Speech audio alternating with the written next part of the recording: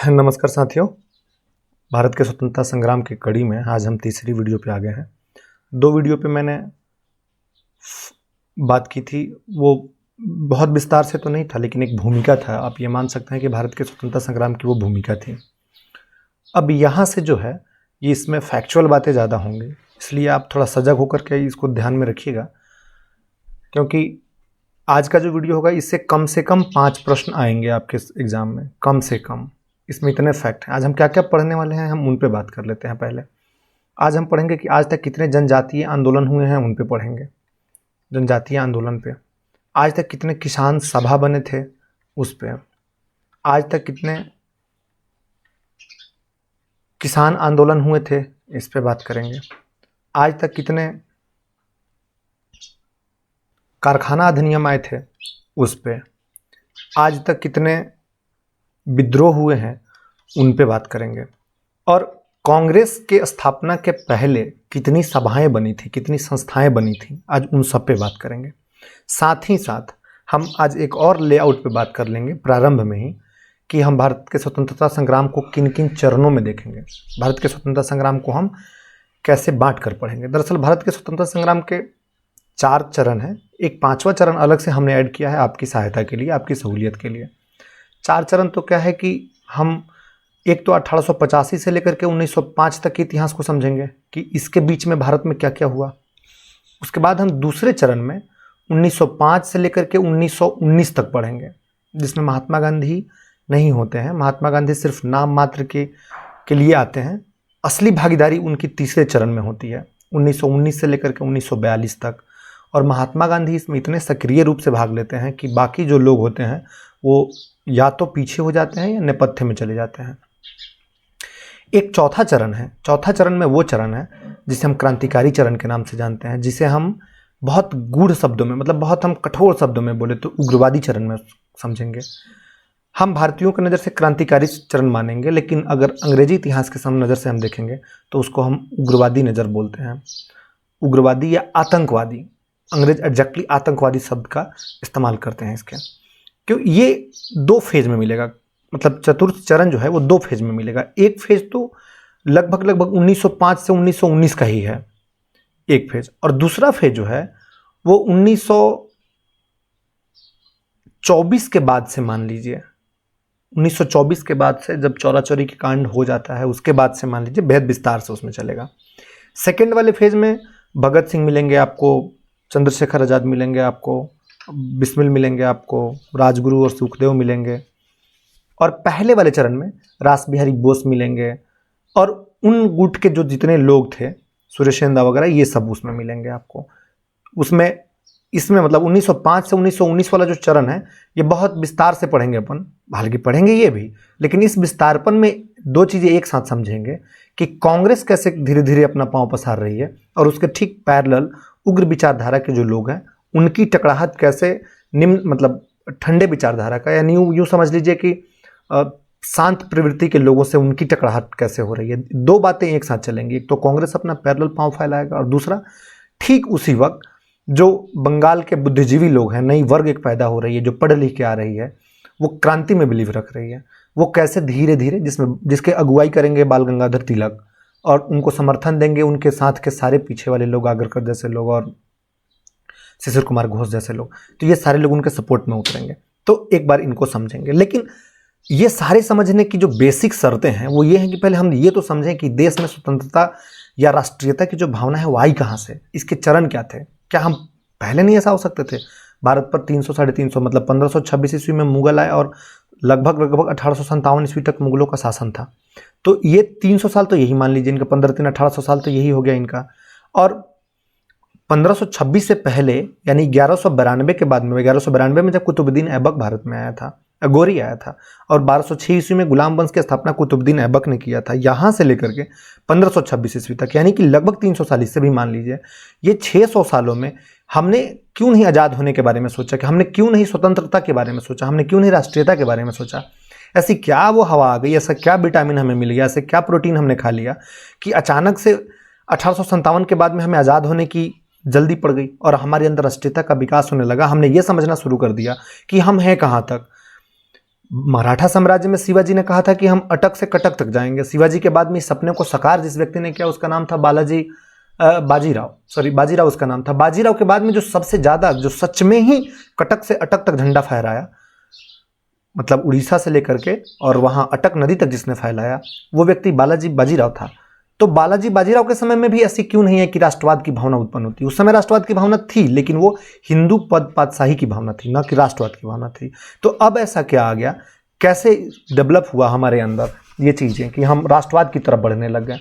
आज हम इन्हीं सब मुद्दों को बेहद कंसाइज लेकिन फैक्चुअल मोड में समझेंगे, जिससे आपके परीक्षा में एक भी प्रश्न नहीं छूटेंगे। और सर्वाधिक प्रश्न आपके इस परीक्षा में, बीपीएससी के जो ये शिक्षक भर्ती होने वाली है, इस परीक्षा में सर्वाधिक प्रश्न इसी सेगमेंट से पूछे जाएंगे, क्योंकि बीपीएससी का ये पसंदीदा टॉपिक है। बीपीएससी सिविल सर्विस का जब एग्जाम लेती है तब उसमें उनका मिनिमम मार्क्स होता है 30 मॉडर्न हिस्ट्री से, 25 से 30 टोटल हिस्ट्री का मिला के चलिए तो कभी कभी 40 कभी कभी 42 तक चल जाती है, लेकिन 30 तो मान के ही चलिए उनका होता है। और ये टीचर वाले में भी उन्होंने बोल्ड शब्दों में लिखा है भारत का स्वतंत्रता संग्राम।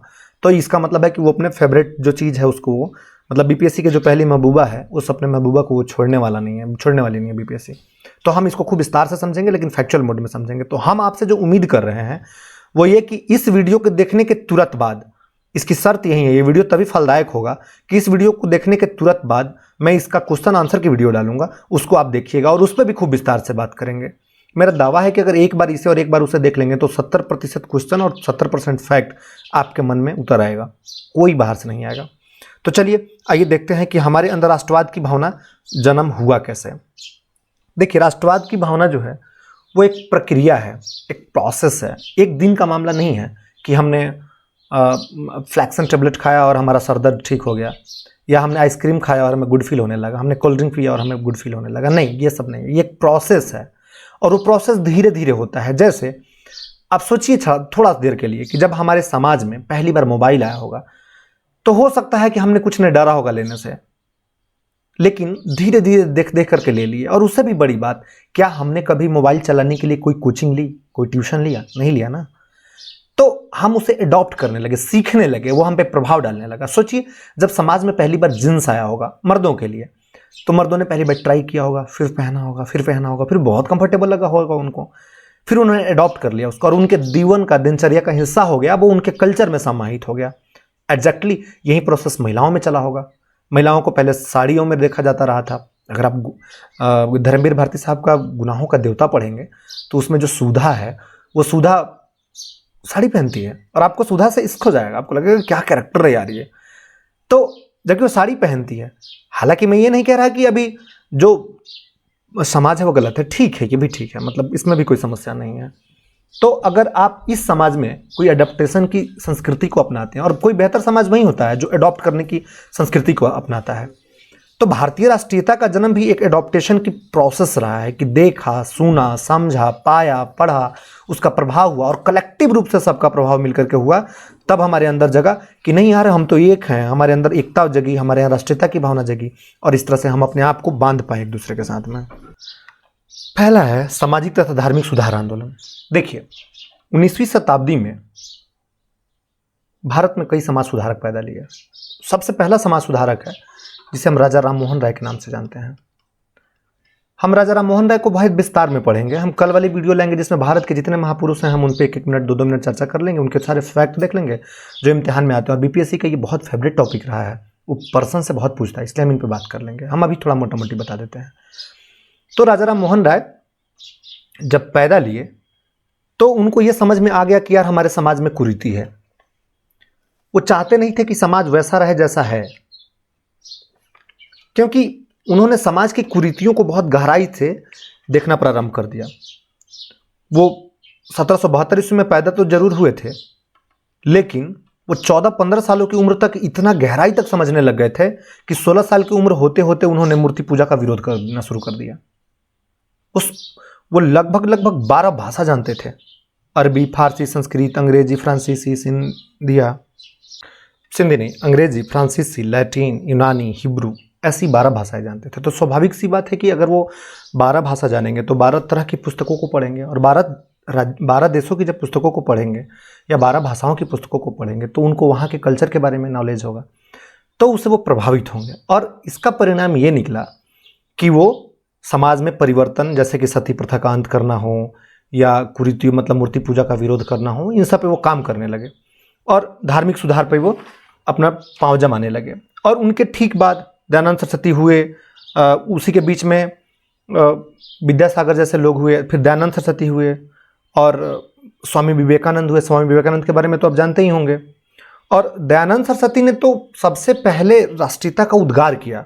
उन्होंने यहाँ तक कहा कि भारत भारतीयों का है, भारत भारतीयों के लिए। ये नारा है, आप याद रखिएगा, दयानंद सरस्वती ने दिया था नारा, कौन सा? भारत भारतीयों के लिए है।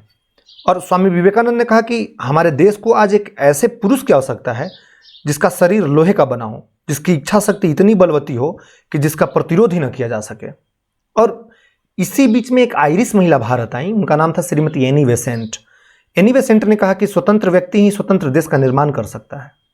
तो जब ये स्वतंत्रता की बात ये लोग धीरे धीरे करने लग गए तो ये दिमाग पर हंट करने लग गया कि हाँ यार हम गुलाम हैं, कोई फील कराने लग गया। आप कभी सोचिए कि आप बहुत बड़ी ऊंची इमारत पर चढ़ जाइए, बड़ी ऊंची बिल्डिंग पर चढ़ जाइए, 10वीं माले पर पहुंच जाइए और उस 10वीं माले के किसी बंद कमरे में आप सोएंगे तो बहुत अच्छे से नींद आएगा, कोई दिक्कत नहीं होगा। लेकिन अगर 10वीं माले के छत पर जाकर के आप नीचे झांकेंगे तो आपको डर लगेगा। क्यों? क्योंकि आपने गहराई देख लिया। जब तक आप गहराई नहीं देख रहे थे आपको रूम में बहुत सुकून से नींद आ रही थी, लेकिन जब आपने गहराई झांका तब आपको लगा कि अरे यार दिक्कत है, गिर गए तो बचेंगे ही नहीं।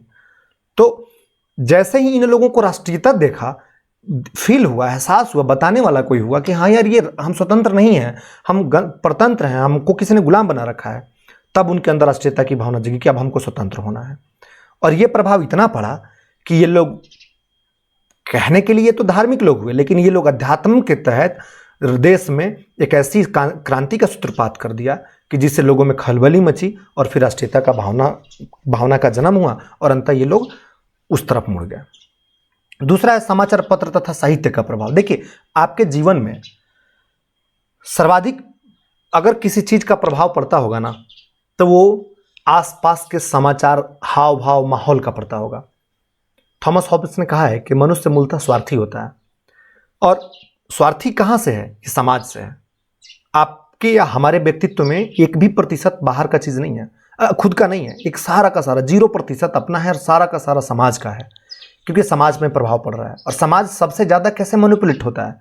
समाचार पत्र से। और चूंकि उन दिनों समाचार पत्र होता ही नहीं था, भारत में नया नया बिल्कुल प्रेस का प्रारंभ हुआ और उसी समय अच्छे अच्छे लेखकों ने साहित्य लिखना शुरू किया।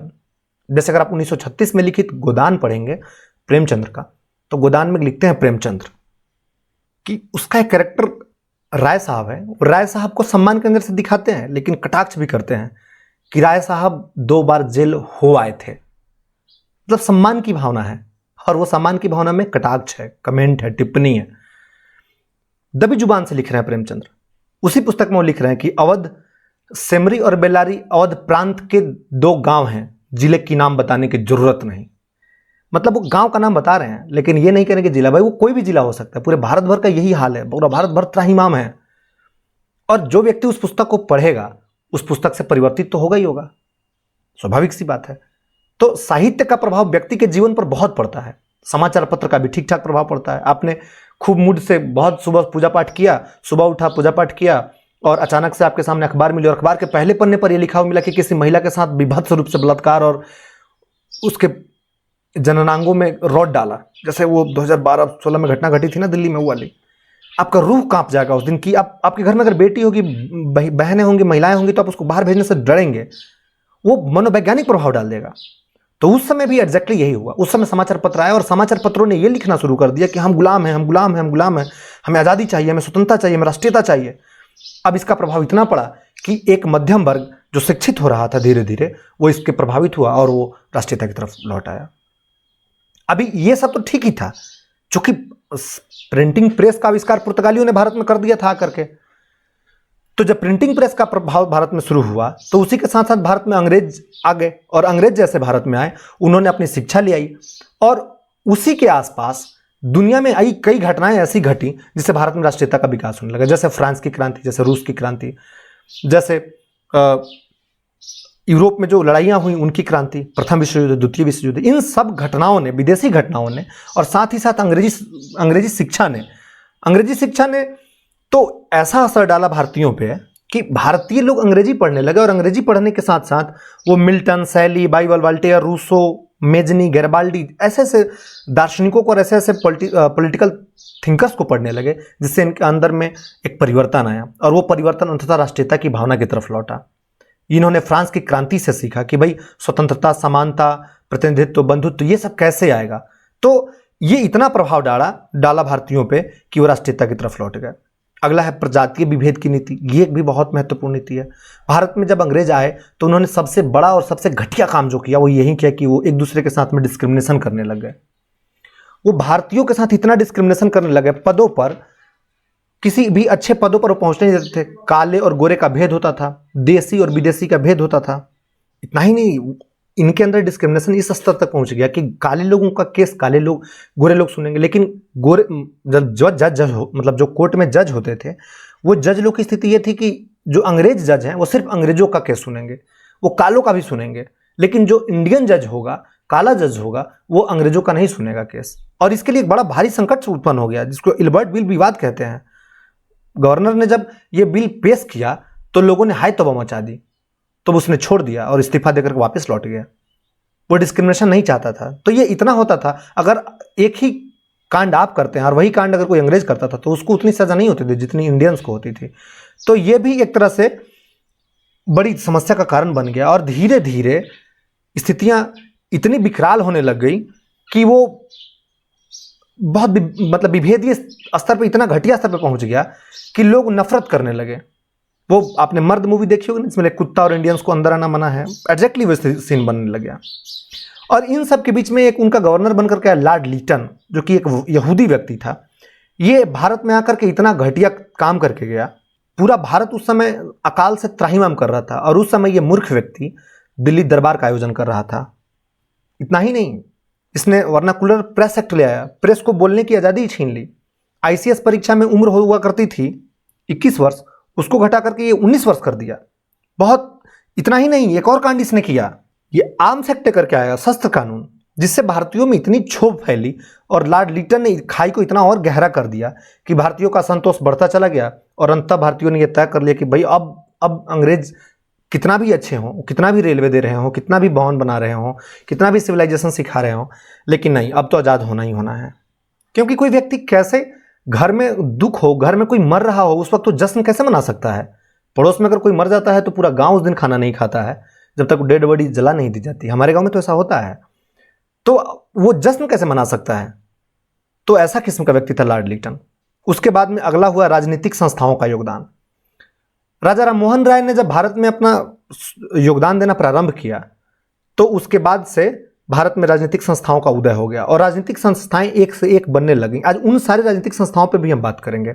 वो एक से एक बनने लग गई और धीरे धीरे राजनीतिक संस्थाएं भारत में विकराल रूप धारण करते और लोगों को कन्विंस करने लग गई।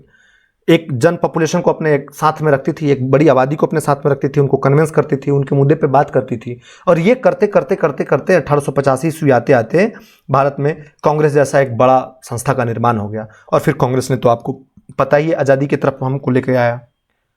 उसी क्रम में जो सबसे पहली संस्था थी बंगाल में बनी थी, उसे लैंड होल्डर्स सोसाइटी बोलते हैं। ये लैंड होल्डर्स सोसाइटी ने, हालांकि इसने तो जमींदारों के लिए बात करना शुरू किया, लेकिन कम से कम किया तो सही इसने किया। तो याद रखिएगा, सबसे पहली थी लैंड होल्डर सोसाइटी जो कि बंगाल में बनी थी। रेलवे ने भारत में जब अंग्रेज अपने ही फायदे के लिए जो कुछ उत्पन्न किया, जैसे कि रेलवे, डाक, तार, ये सब चीज़ें, इससे फायदा बेशक उनका ही हुआ हो, लेकिन आंशिक फायदा हमें हुआ और वो आंशिक फायदा इतना हमें फायदेमंद बना गया जिसके लिए हम अंग्रेजों से मतलब रिश्ता तोड़ने पर अग्रसर हो गए, जिससे हमारे अंदर राष्ट्रीयता का उत्पन्न हो, मतलब भावना का विकास हो गया। उसने रेलवे लगाया अपने फायदे के लिए, लेकिन हमने रेलवे को अपने नज़र से समझा। हमने ये समझा कि अगर हमें कभी भी जरूरत पड़ेगी तो हम उत्तर से दक्षिण एक साथ जल्दी से आ सकते हैं। वरना सोचिए, पहले अभियान करने लोग निकलते थे, राजा लोग दक्षिण से उत्तर या उत्तर से दक्षिण, तो वो कम से कम 2 महीने 2.5 महीने लगता था उनको दक्षिण से उत्तर आने के लिए। और रेलवे 24 घंटे 48 घंटे में हमको इस छोर से उस छोर पहुंचा देती है।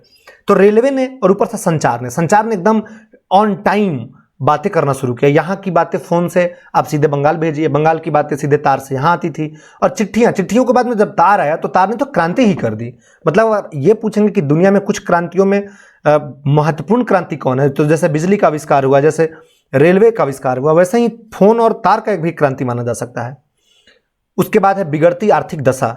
आपको पता ही है कि भारत में जब 1764 ईस्वी का बक्सर का युद्ध हुआ, और बक्सर के युद्ध के बाद में जब उसने दीवानी प्रथा ले ली, अंग्रेजों ने दीवानी का अधिकार ले लिया, तो उसके बाद उसने शोषण प्रारंभ कर दिया। उसके बाद में काश्तकारी अधिनियम आया, 3 काश्तकारी अधिनियम 3 अलग अलग राज्यों में, मद्रास में अलग, मुंबई में अलग और बंगाल में अलग। मैं इसे भी बता दूंगा अलग से कभी। और इसके बाद में वो भारतीय किसानों के साथ में एक ऐसा अमानवीय व्यवहार करना प्रारंभ कर दिए। जैसे चंपारण के, अगर आप चंपारण के बारे में जानते होंगे तो वहाँ पे 3 कठिया नील की पत्ती खेती प्रारंभ कर दी। वैसे ही बंगाल में नील की खेती प्रारंभ कर दी, गुजरात में कपास पर खेती प्रारंभ कर दी। तो ये सारी खेतियाँ दबाव में करवाने लग गए लोग किसानों से, और उनको कम पैसे दे करके, जिसकी वजह से उनकी स्थिति और बिगड़ती चली गई, वो और नुकसान में चले गए। साथ ही साथ कुटीर उद्योग जो छोटा छोटा हुआ करता था, जैसे हम हथकरघे का उद्योग करते थे, कालीन का उद्योग करते थे, कपड़े का उद्योग करते थे, इन उद्योगों को उसने मना कर दिया, बंद कर दिया, क्योंकि वो यहाँ से कच्चा माल लेकर के जाते थे इंग्लैंड बिना टैक्स का, और इंग्लैंड में जाकर के उसको माल बनाते थे, मतलब उसका कपड़ा बनाते थे, कालीन बनाते थे। मशीनों से औद्योगिक क्रांति हो चुकी थी, और उन्हीं सामानों को फिर इंडिया का बाजार में ले आते थे। तो स्वाभाविक सी बात है कि इंडिया में जो हाथ से बनाया है और कोई बातें मशीन से बन के आई, ये तो मशीन वाली चीज़ें सस्ती हो जाएंगी, तो वो चीज़ सस्ती हो जाती थी, जिससे लोग उसको मतलब इंडिया वाले सामान को खरीद नहीं पाते थे, घरेलू उद्योग ठप हो जाता था और उनका माल बिकने लग जाता था। ऊपर से उनका टैक्स भी नहीं लगता था, तो भारत को कर भी नहीं मिलता था। तो इसी पे जो grand old man of India जिनको कहा जाता है, जिन्हें हम दादा भाई नौरोजी के नाम से जानते हैं, उन्होंने धन निष्कासन का सिद्धांत दिया। इसी चीज़ पर आकर के वो क्रुद्ध हो गए और उन्होंने कहा कि भारत का तो सारा माल यहाँ से लेकर के जाते हो और तुम अपने यहाँ टेम्स नदी के किनारे निचोड़ देते हो। वो बड़े क्रुद्ध हुए इस बात से। हालांकि grand old man of India, जिन्हें हम दादा भाई नौरोजी के नाम से जानते हैं, उन्होंने इन चीज़ों का विरोध किया, लेकिन वो दबी जुबान से किया, या यूं कह लीजिए कि उन्होंने नरम दल के तरीके से किया, नरमी के साथ किया। वो कागजों पे ज़्यादा करने में यकीन रखते थे, हो हल्ला नहीं करना चाहते थे। बहरहाल, तो ये सारी चीज़ें थी जिनके वजह से भारत में राष्ट्रीयता का विकास हुआ और राष्ट्रीयता चरम पर आ गई। इन सारे पॉइंट्स को आप याद रखिएगा, क्योंकि वो पूछ लेगा अगर सर्सन रीजन में, या मतलब कथन कारण में, या 4 ऑप्शन दे देगा कि बताइए भारतीय राष्ट्रीयता का उदय कैसे हुआ, तो आप इनमें से अगर कोई 4 ऑप्शन देगा और 5वां ऑप्शन दे दिया कि हाँ इनमें से एक से अधिक, तो आप ये टिक मारिएगा। और बीपीएससी इसमें एक्सपर्ट है, इनमें से अधिक खेलने में, तो आप इन चीज़ों को याद, इसीलिए मैंने इन फैक्चुअल को ना, बल्कि ये तो थ्योरेटिकल मामला था, तो मैंने आपको बताना उचित समझा। आइए अब एक बार देख लेते हैं कि कांग्रेस की पूर्व राजनीतिक संस्थाएं कौन कौन सी थी। कांग्रेस जब भारत में बनी उससे पहले क्या स्थिति थी अंग्रेजों की, पहले एक बार इस पे बात कर लेते हैं। देखिए, 1764 ईस्वी के बाद में अंग्रेजों ने अपने पांव इतने गहराई से जमाने प्रारंभ कर दिए। उन्होंने सबसे पहला काम किया कि जो 3 उनके केंद्र थे, जिनमें एक मुंबई प्रेसिडेंसी थी, मैं जिसे गोला कर रहा हूँ उस पर आप नजर रखेंगे। दूसरी प्रेसिडेंसी उनकी मद्रास हुआ करती थी, जो वर्तमान में चेन्नई है, मद्रास प्रेसिडेंसी हुआ करती थी। और तीसरी जो उनकी प्रेसिडेंसी हुआ करती थी वो कोलकाता हुआ करता था, इस वाले रीजन में। तो अंग्रेजों ने क्या किया कि इन्हीं 3 रीजनों को अपने कब्जे में लेते हुए इन पर फोकस करना प्रारंभ किया। तो स्वाभाविक सी बात है कि अत्याचार जहां ज्यादा होगा, ऑब्वियसली बात है लोग जागरूक वहीं के ज्यादा होंगे। पहले अत्याचार वो झेलेंगे, लेकिन एक समय आएगा कि जागरूक वहीं के होंगे। इसीलिए आप पाएंगे कि अधिकांश जो आंदोलन भारत में होंगे ना, वो इन्हीं तीनों के इर्द गिर्द होगा। जैसे बिहार में होगा, झारखंड जो भी वर्तमान में है, बिहार, झारखंड या पश्चिम बंगाल या उड़ीसा, इन राज्यों में होगा। या इधर देख लीजिए तो असम, मेघालय, इन इलाकों में होगा। इधर अगर आप देखेंगे तो तेलंगाना, कर्नाटक, केरल, तमिलनाडु, इन्हीं वाले इलाके में होगा। और महाराष्ट्र में देखेंगे तो थोड़ा सा गुजरात, राजस्थान, थोड़ा सा महाराष्ट्र, थोड़ा सा मध्य प्रदेश, इन इलाकों में होगा। कभी आप ये नहीं पाएंगे कि बहुत बड़ी आंदोलन लेह लद्दाख में हो जाए, या बहुत बड़ी आंदोलन जो है वो इस साइड में, पंजाब साइड में हो जाए। हाँ होगा, पंजाब में होगा, लेकिन उसका एक राजनीतिक कारण भी होगा। सिर्फ और सिर्फ ये अंग्रेजों का कारण नहीं हो सकता है। तो स्वाभाविक सी बात थी कि उस समय, जिस समय अंग्रेज भारत में अपना पांव जमा रहे होंगे, उस समय जो विद्रोह की आवाज उठेगी वो धीरे धीरे इन्हीं इलाकों से उठेगी। तो इसी क्रम में तीनों राज्यों में राजनीतिक संस्थाओं का उदय हुआ। आज एक एक करके हम तीनों राज्यों के बारे में पढ़ेंगे। सबसे पहले हम पढ़ लेंगे कि कलकत्ता में कौन कौन राजनीतिक संस्थाएं उत्पन्न हुई, यानी कि बंगाल में। और बंगाल का मतलब होगा कि तत्कालीन बिहार, उड़ीसा, पश्चिम बंगाल और बांग्लादेश। उस बांग्लादेश में भी थोड़ा सा आप असम वाला इलाका लीजिए, थोड़ा सा त्रिपुरा वाला इलाका लीजिए, इन सारे इलाकों को मिला करके बनेगा एक प्रेसिडेंसी, बंगाल प्रेसिडेंसी। और दूसरा, जब हम बात करेंगे मद्रास वाले इलाके का, जिसे हम चेन्नई बोलते हैं वर्तमान में, उसमें भी ये 3-4 रीजन्स आ जाएंगे, जैसे तेलंगाना, हैदराबाद, कर्नाटका, थोड़ा सा तमिलनाडु, थोड़ा केरला भी आ जाएगा, यही सारे रीजन में आ जाएगा। और जब मैं महाराष्ट्र की बात करूंगा तो पुणे, गुजरात वगैरह इन साइड में आ जाएगा। वैसे भी महाराष्ट्र और गुजरात जो है ये दोनों आज़ादी के आसपास तक दोनों साथ में हुआ करते थे, बाद में इनका डिवाइडेशन हुआ है। तो हम इन्हीं 3 जगहों के राजनीतिक संस्थाओं के बारे में बात करेंगे कि कौन उदय हुआ, कैसे आगे बढ़ा, फिर अंत में 1885 ईस्वी में हम कांग्रेस का जन्म करवा देंगे। तो याद रखिएगा, हम सबसे पहले बंगाल में राजनीतिक संस्थाएं जो कांग्रेस के पूर्व उत्पन्न हुई थी हम उस पर बात करेंगे, उसके बाद मद्रास की बात करेंगे, फिर मुंबई की बात करेंगे। तो बंगाल में कौन कौन सी संस्थाएं उत्पन्न हुई उसको लिस्ट देख लीजिए आप एक बार। एक तो विद्या चर्चा हुई, बहुत कम पुस्तकों में मिलता है। दूसरा हुआ बंग भाषा प्रकाशक सभा, इसकी स्थापना हुई। तीसरा Land Holder Society, Bengal British India Society, British Indian Association, Indian League, Calcutta Student Association, Indian National Association. हम एक एक करके इन सब पे विस्तार से भी बात करेंगे। हम सबसे पहले बात करेंगे विद्या चर्चा पर। विद्या चर्चा की स्थापना जो है 1828 ईस्वी में राजा राम मोहन राय साहब ने किया था। मैंने कहा आपको कि राजा राम मोहन राय साहब बहुत क्रांतिकारी विचारधारा के व्यक्ति थे, लेकिन सुधारवादी क्रांतिकारी, ना कि सिर्फ क्रांतिकारी।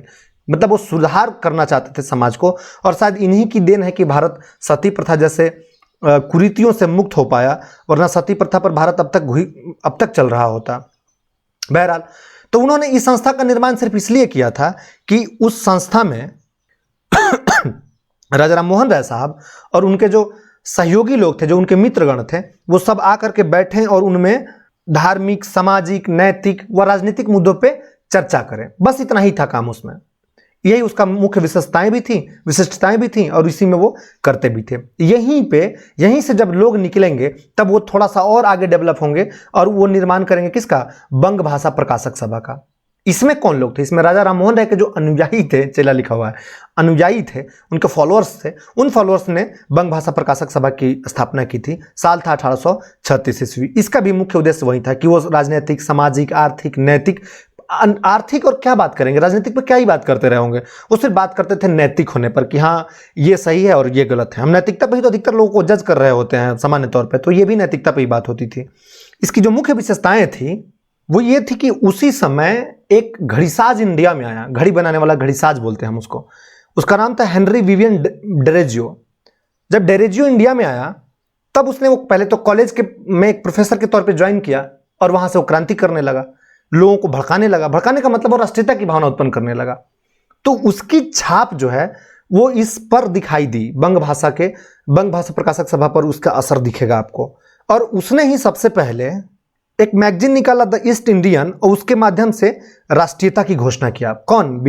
डेरेजियो ने सबसे पहले काम किया, जिसका असर इस पर आपको दिखाएगा। इसके विशिष्टताएं में जो मुख्य बात है वो यही है कि इस पर असर जो है वो डेरेजियो को दिखेगा। और डेरेजियो कौन था? एक घड़ीसाज था। डेरेजियो का असर भारत में 1830 के आसपास से दिखने लगता है। 1830 ईस्वी के बाद में वो इतना इन्फ्लुएंसर साबित हुआ, जैसे एक जमाने में ओशो साबित हुए, जैसे एक जमाने में अन्ना हजारे साबित हुए, वैसे एक बड़ा इन्फ्लुएंसर निकला वो और लोगों को प्रभावित कर लेता था। तो लोग उसके तरफ अट्रैक्ट होने लगे। बाद में सरकारों ने क्रुद्ध होकर के उसके ऊपर बहुत सारे आरोप लगा दिए, हालांकि कम उम्र में ही बेचारे की मृत्यु हो गई। बहरहाल, हम आगे बढ़ते हैं। अब आते हैं लैंड होल्डर सोसाइटी। देखिए, ये बहुत महत्वपूर्ण है आपके लिए, क्योंकि पूछा जाता है कि बताइए भारत की सबसे पहली राजनीतिक संस्था का कौन सा नाम था, तो आप क्या जवाब देंगे? आपको पता ही है, लैंड होल्डर सोसाइटी की कब स्थापना हुई थी? 1838 ईस्वी में इसकी स्थापना हुई थी। इसके संस्थापक थे द्वारिकानाथ टैगोर थे। टैगोर से कुछ समझ में आ रहा है आपको? हाँ, पहला एशिया का नोबेल विजेता रविंद्रनाथ टैगोर के दादाजी थे ये द्वारिकानाथ टैगोर। और इसका जो उद्देश्य था वो ये था कि जमींदारों के हितों के लिए बात करता था। ये सामान्य व्यक्ति के लिए संस्था नहीं बनी थी, ध्यान रखिएगा आप इस बात को। ये लैंड होल्डर सोसाइटी जमींदारों के लिए बात करती थी। चूंकि महाराजा घराने से थे वो, रविंद्रनाथ टैगोर बहुत अमीर घराने से थे, गवर्नर उनका दोस्त हुआ करता था, तो आप अंदाजा लगा लीजिएगा। तो स्वाभाविक सी बात है कि वो अपने हित के लिए ही लड़ेंगे ना। और इस सोसाइटी का विस्तार बहुत था। ये सोसाइटी लंदन में भी हुआ करता था। भारत में इसके सचिव जो थे, वो सचिव का नाम था प्रसन्न कुमार ठाकुर, और इसका एक प्रतिनिधि जॉन काफर्ड उसका नाम है। वो काफर्ड लंदन में रहता था। मैं लिख दे रहा हूं यहां पे, काफर्ड, ये लंदन में इसका सदस्य हुआ करता था, इसका प्रतिनिधित्व करता था वहां पे लंदन में रह करके काफर्ड। और इसके बड़े सारे अंग्रेजी मित्र भी, मतलब अंग्रेजी मेंबर भी हुआ करते थे, जिसमें थियोडर डिफेंस और विलियम थियोबोल्ट या ये ए प्रिंसअप बहुत महत्वपूर्ण नाम है, हालांकि ये पूछेगा नहीं, बस आपके सूचना के लिए याद होना चाहिए। आपसे क्या पूछेगा कि बंगाल की पहली राजनीतिक संस्था या भारत की प्रथम राजनीतिक संस्था, तो उसका नाम क्या होगा? Land Holder society. और अगर दूसरा पूछेगा जो गहराई में अगर उतर गया तो ये पूछेगा बताइए ये इसका उद्देश्य क्या था? तो इसका उद्देश्य क्या था? जमींदारों के हितों का संरक्षण करना। आप याद रखिएगा, बस इतना ही काफी है। दूसरा था बंगाल ब्रिटिश इंडिया सोसाइटी। नाम से ही आपको पता चल रहा होगा, ब्रिटिश, अंग्रेजों की बू आ रही है इसमें, तो स्वाभाविक सी बात है कि ये बनाएंगे वही लोग। तो इसकी स्थापना हुई थी 1843 ईस्वी में। संस्थापक कौन थे? एक अंग्रेज, जॉर्ज थॉमसन। इसका उद्देश्य क्या था? इसका उद्देश्य ये था कि कृषकों की, मतलब विशेषकर भारतीय कृषकों की वास्तविक दशा का अध्ययन करना तथा उसको अवगत कराना, मतलब सबको अवगत कराना उसके बारे में। उसका मुख्य उद्देश्य यही था। कहने के लिए था कि हाँ यथासंभव वो इसमें सुधार की कोशिश करवाता था, लेकिन वास्तव में जो ये संस्था था ना, ये ब्रिटिश सोसाइटी का ही भारतीय प्रतिरूप था। अब आप पूछेंगे ब्रिटिश सोसाइटी कौन था? ब्रिटिश सोसाइटी भी एक सोसाइटी था जो लैंड होल्डर सोसाइटी, जिसको हमने अभी पढ़ा, लैंड होल्डर। अच्छा ध्यान रखिएगा, लैंड होल्डर सोसाइटी का एक दूसरा नाम भी है, बंगाल जमींदार सभा। मैं लिख देता हूं कि क्या पता आपको याद रहे, बंगाल जमींदार सभा। इसको उसने पीछा छोड़ दिया था, मतलब ब्रिटिश सोसाइटी बंगाल जमींदार सभा यानी लैंड होल्डर सोसाइटी को कुछ समय बाद में क्रैश करके आगे निकल गया था। वो इतना मशहूर पॉपुलर हो गया था। तो जो ब्रिटिश सोसाइटी था ना, उसी का एक पार्ट था बंगाल ब्रिटिश इंडिया सोसाइटी, उसी का एक पार्ट था ये। बहरहाल आगे बढ़ते हैं। ब्रिटिश इंडियन एसोसिएशन, ये बड़ा महत्वपूर्ण है। 31 अक्टूबर 1851 ईस्वी की स्थापना हुई थी। राजा राधाकांत देव नाम के एक व्यक्ति थे जिन्होंने इसकी स्थापना की थी। इसका उपाध्यक्ष एक बार एग्जाम में पूछ लिया था, आप याद रखिएगा। उपाध्यक्ष का नाम था, मैं लिख देता हूं, उपाध्यक्ष राजा काली कृष्ण देव। काली थे तो फिर कृष्ण क्यों हुए? एक ही सब तो है ही है, राजा काली कृष्ण देव। और उसके बड़े सारे सदस्य हुआ करते थे, जैसे हरिश्चंद्र मुखर्जी, राम गोपाल घोष, राजेंद्र लाल मिश्र, देवेंद्रनाथ टैगोर। वही देवेंद्रनाथ टैगोर कौन सा, जिन्होंने सबसे पहली लैंड होल्डर सोसाइटी की स्थापना की थी, वो उसके मेंबर हुआ करते, सचिव थे। इनफैक्ट सचिव लिख ही देते हैं, वरना क्या पता आप भूल जाएं। सचिव थे कौन? देवेंद्रनाथ टैगोर, इसका सचिव हुआ करते थे। तो इसका भी वही मुख्य उद्देश्य था। ये सारे के सारे सच पूछे तो जमींदारों के लिए लड़ते थे। ये सामान्य व्यक्ति के लिए लड़ने वाली संस्थाएं नहीं है, ये जमींदारों के लिए करते थे। कोई जमींदारों का हक बचाता था, कोई जमींदारों का। अब सोचिए ना, 1851 ईस्वी में आया है और उसी समय तो वो पगला आया था, कौन? डलहौजी। तो डलहौजी जब भारत में आया तो उसने हड़पना शुरू किया, तो राज्य हड़प रहा था। तो इन छोटे छोटे जमींदारों को, जो भी अपने आप को छोटा राजा ही समझते थे, इनको डर हो गया कहीं हमारा ना हड़प ले। तब इन्होंने अपने में यूनिटी दिखाना शुरू किया कि नहीं नहीं, हम कुछ पहले ही शुरू करते हैं। इसी क्रम में ऐसी ऐसी संस्थाएं उस समय विकास होंगी, देखेंगे ये सारा का सारा उसी के इर्द गिर्द आपको दिखता चलेगा। इनफैक्ट इसका निर्माण ही इस शर्त पे हुआ था, मतलब ब्रिटिश इंडिया एसोसिएशन का निर्माण ही इस बात पे हुआ था कि इसमें दो पुरानी संस्थाएं, लैंड होल्डर सोसाइटी और बंगाल ब्रिटिश इंडिया सोसाइटी, जो हमने पीछे दोनों को पढ़ा, उन दोनों को मिला करके एक बनाया गया कि भाई अब समय आ गया, अब संगठित हो जाओ। क्योंकि देखिए, एक 1843 में खुला था और एक 1851 में खुला था, एक 1847 में खुला था और एक 1838 में खुला था। तो जब ये इनके ऊपर मुसीबत आई तो ये लोग आकर के एक होने लगे कि अब भाई लड़ना जरूरी है, साथ में ही लड़ेंगे, और फिर ये साथ में होने लग गए। और जब ये एकत्र हो गए, मतलब ब्रिटिश इंडिया एसोसिएशन बन गए, तब इन्होंने अपने पूरे भारत भर में ब्रांच खोलना शुरू किया। इसीलिए इस संस्था को भारतवर्षीय सभा भी कहते हैं। क्या कहते हैं? भारतवर्षीय सभा कहते हैं इसको, याद रखिएगा इस बात को। और इस संस्था के लोगों ने मिल करके एक पत्र निकाला, उस पत्र को हिंदू पैट्रियाट के नाम से जानते हैं हम। ये बहुत मशहूर है, आगे ये पत्र अकेले का अकेले जो मिलेगा, खड़ा मिलेगा, आप देखिएगा, ये बहुत महत्वपूर्ण चीज है, अभी मिलेगा भी आपको तुरंत आगे। तो हिंदू पैट्रियाट नाम की एक पत्रिका निकालता था ये ब्रिटिश इंडिया एसोसिएशन। आइए अगले में, इंडियन लीग सच पूछे तो शिशिर कुमार घोष ने इसकी संस्थापना किया था 1875 ईस्वी में कोलकाता में। लेकिन ये सिर्फ न राजनीतिक था, न सिर्फ देशभक्ति वाला था। इसका असली काम यह था कि भारत में राष्ट्रीयता को जगाना, सोए हुए लोगों को जगाना। इसका मुख्य उद्देश्य ही वही था, क्योंकि ये इकलौती संस्था थी जो जनमानस की काम करना शुरू की उस समय की। क्योंकि अब तक तो सारे के सारे लड़ रहे थे उनके लिए, जमींदारों के लिए। जब इंडियन लीग भारत में आया, मतलब जब स्थापना की गई, तब इसने आम जनता के बारे में सोचना किया, जनमानस में जो उनके दुख दर्द थे उसके लिए खड़ा होना शुरू किया। और साथ ही साथ जब ये खूब डेवलप होने लग गया तो बाद में इसका विलय इंडियन एसोसिएशन में कर दिया जाएगा। हम पढ़ेंगे आगे इंडियन एसोसिएशन का। आइए आगे वाले में आइए, कलकत्ता स्टूडेंट एसोसिएशन। इसकी स्थापना 1875 ईस्वी में की गई थी। आनंद मोहन बोस ने इसकी स्थापना किया था। अब आपको पता ही, जब स्टूडेंट शब्द आ गया तो ये छात्रों के लिए ही काम करेगा, तो ये छात्र हित में काम करता था। इसकी जो मुख्य बातें थी वो ये थी कि कुछ समय बाद में इसमें सुरेंद्र नाथ बनर्जी जुड़ गए थे। इसमें सुरेंद्र नाथ बनर्जी बहुत मशहूर व्यक्ति हैं। आप बताइए कौन व्यक्ति हैं ये? कल वीडियो में मैंने बताया था इनके बारे में थोड़ा सा। अब है इंडियन नेशनल एसोसिएशन, इसको हम हिंदी में भारतीय राष्ट्रीय समिति भी कहते हैं, आप याद रखिएगा। 26 जुलाई 1876 ईस्वी को इसकी स्थापना की गई थी। इसके संस्थापक दो लोग थे, एक तो यही सुरेंद्र नाथ बनर्जी और दूसरा आनंद मोहन बोस। ये दोनों बड़े अच्छे दोस्त थे, बहुत अच्छे दोस्त थे, और दोनों ने मिलकर इसको स्थापित किया था। दरअसल हुआ यूं कि सुरेंद्र नाथ बनर्जी IAS सेलेक्ट हो गए, मतलब अभी वर्तमान का कलेक्टर मान लीजिए, IAS इंडियन एडमिनिस्ट्रेटिव सर्विस, उन दिनों ICS हुआ करता था। तो सुरेंद्र नाथ बनर्जी सेलेक्ट हो गए, कलेक्टर भी बन गए, वो असम के डिप्टी कलेक्टर बन गए। लेकिन बाद में नस्लीय भेदभाव की वजह से, जातीय भेदभाव की वजह से सुरेंद्र नाथ बनर्जी को सस्पेंड कर दिया गया। बस इन्होंने नौकरी से इस्तीफा दे दिया और राजनीति में कूद पड़े, और उनके बहुत अच्छे दोस्त मिल गए, कौन? आनंद मोहन बोस। अब उसके बाद में बहुत विद्वान व्यक्ति थे सुरेंद्र नाथ बनर्जी, और वो नौकरी छोड़ने के बाद वो प्रोफेसर की नौकरी, और फिर वो उम्र सीमा जब घटा दिया गया तो उसके लिए, ICS की उम्र सीमा जब घटा दिया गया तो उसके लिए वो विद्रोह करने लगे और बड़ा भयंकर भारत में आंदोलन किया। इसीलिए वो इंडियन नेशनल एसोसिएशन के मेंबर बने। इसीलिए वो, पहले मैंने आपको बताया था कि कलकत्ता स्टूडेंट एसोसिएशन की स्थापना, क्योंकि उस समय अभी बिल्कुल नए थे और 75-77 के आसपास में ही उनको नौकरी से निकाल दिया गया। तब वो क्रुद्ध हो गए और स्टूडेंट को साथ लेने लग गए, और स्टूडेंट के साथ लेने के बाद में इंडियन नेशनल एसोसिएशन के वो पार्ट बन गए। ये इकलौती ऐसी संस्था है जो मुखर रूप से विरोध करेगी, जो बहुत सारी चीजों का, जैसे उसी समय के, मान लीजिए उसी समय जो घटनाएं घट रही थी, उस वर्नाकुलर प्रेस एक्ट हो या आर्म्स एक्ट हो या इलवर्ट बिल विवाद हो, इन सब का इसने घोर विरोध किया इंडियन नेशनल एसोसिएशन ने।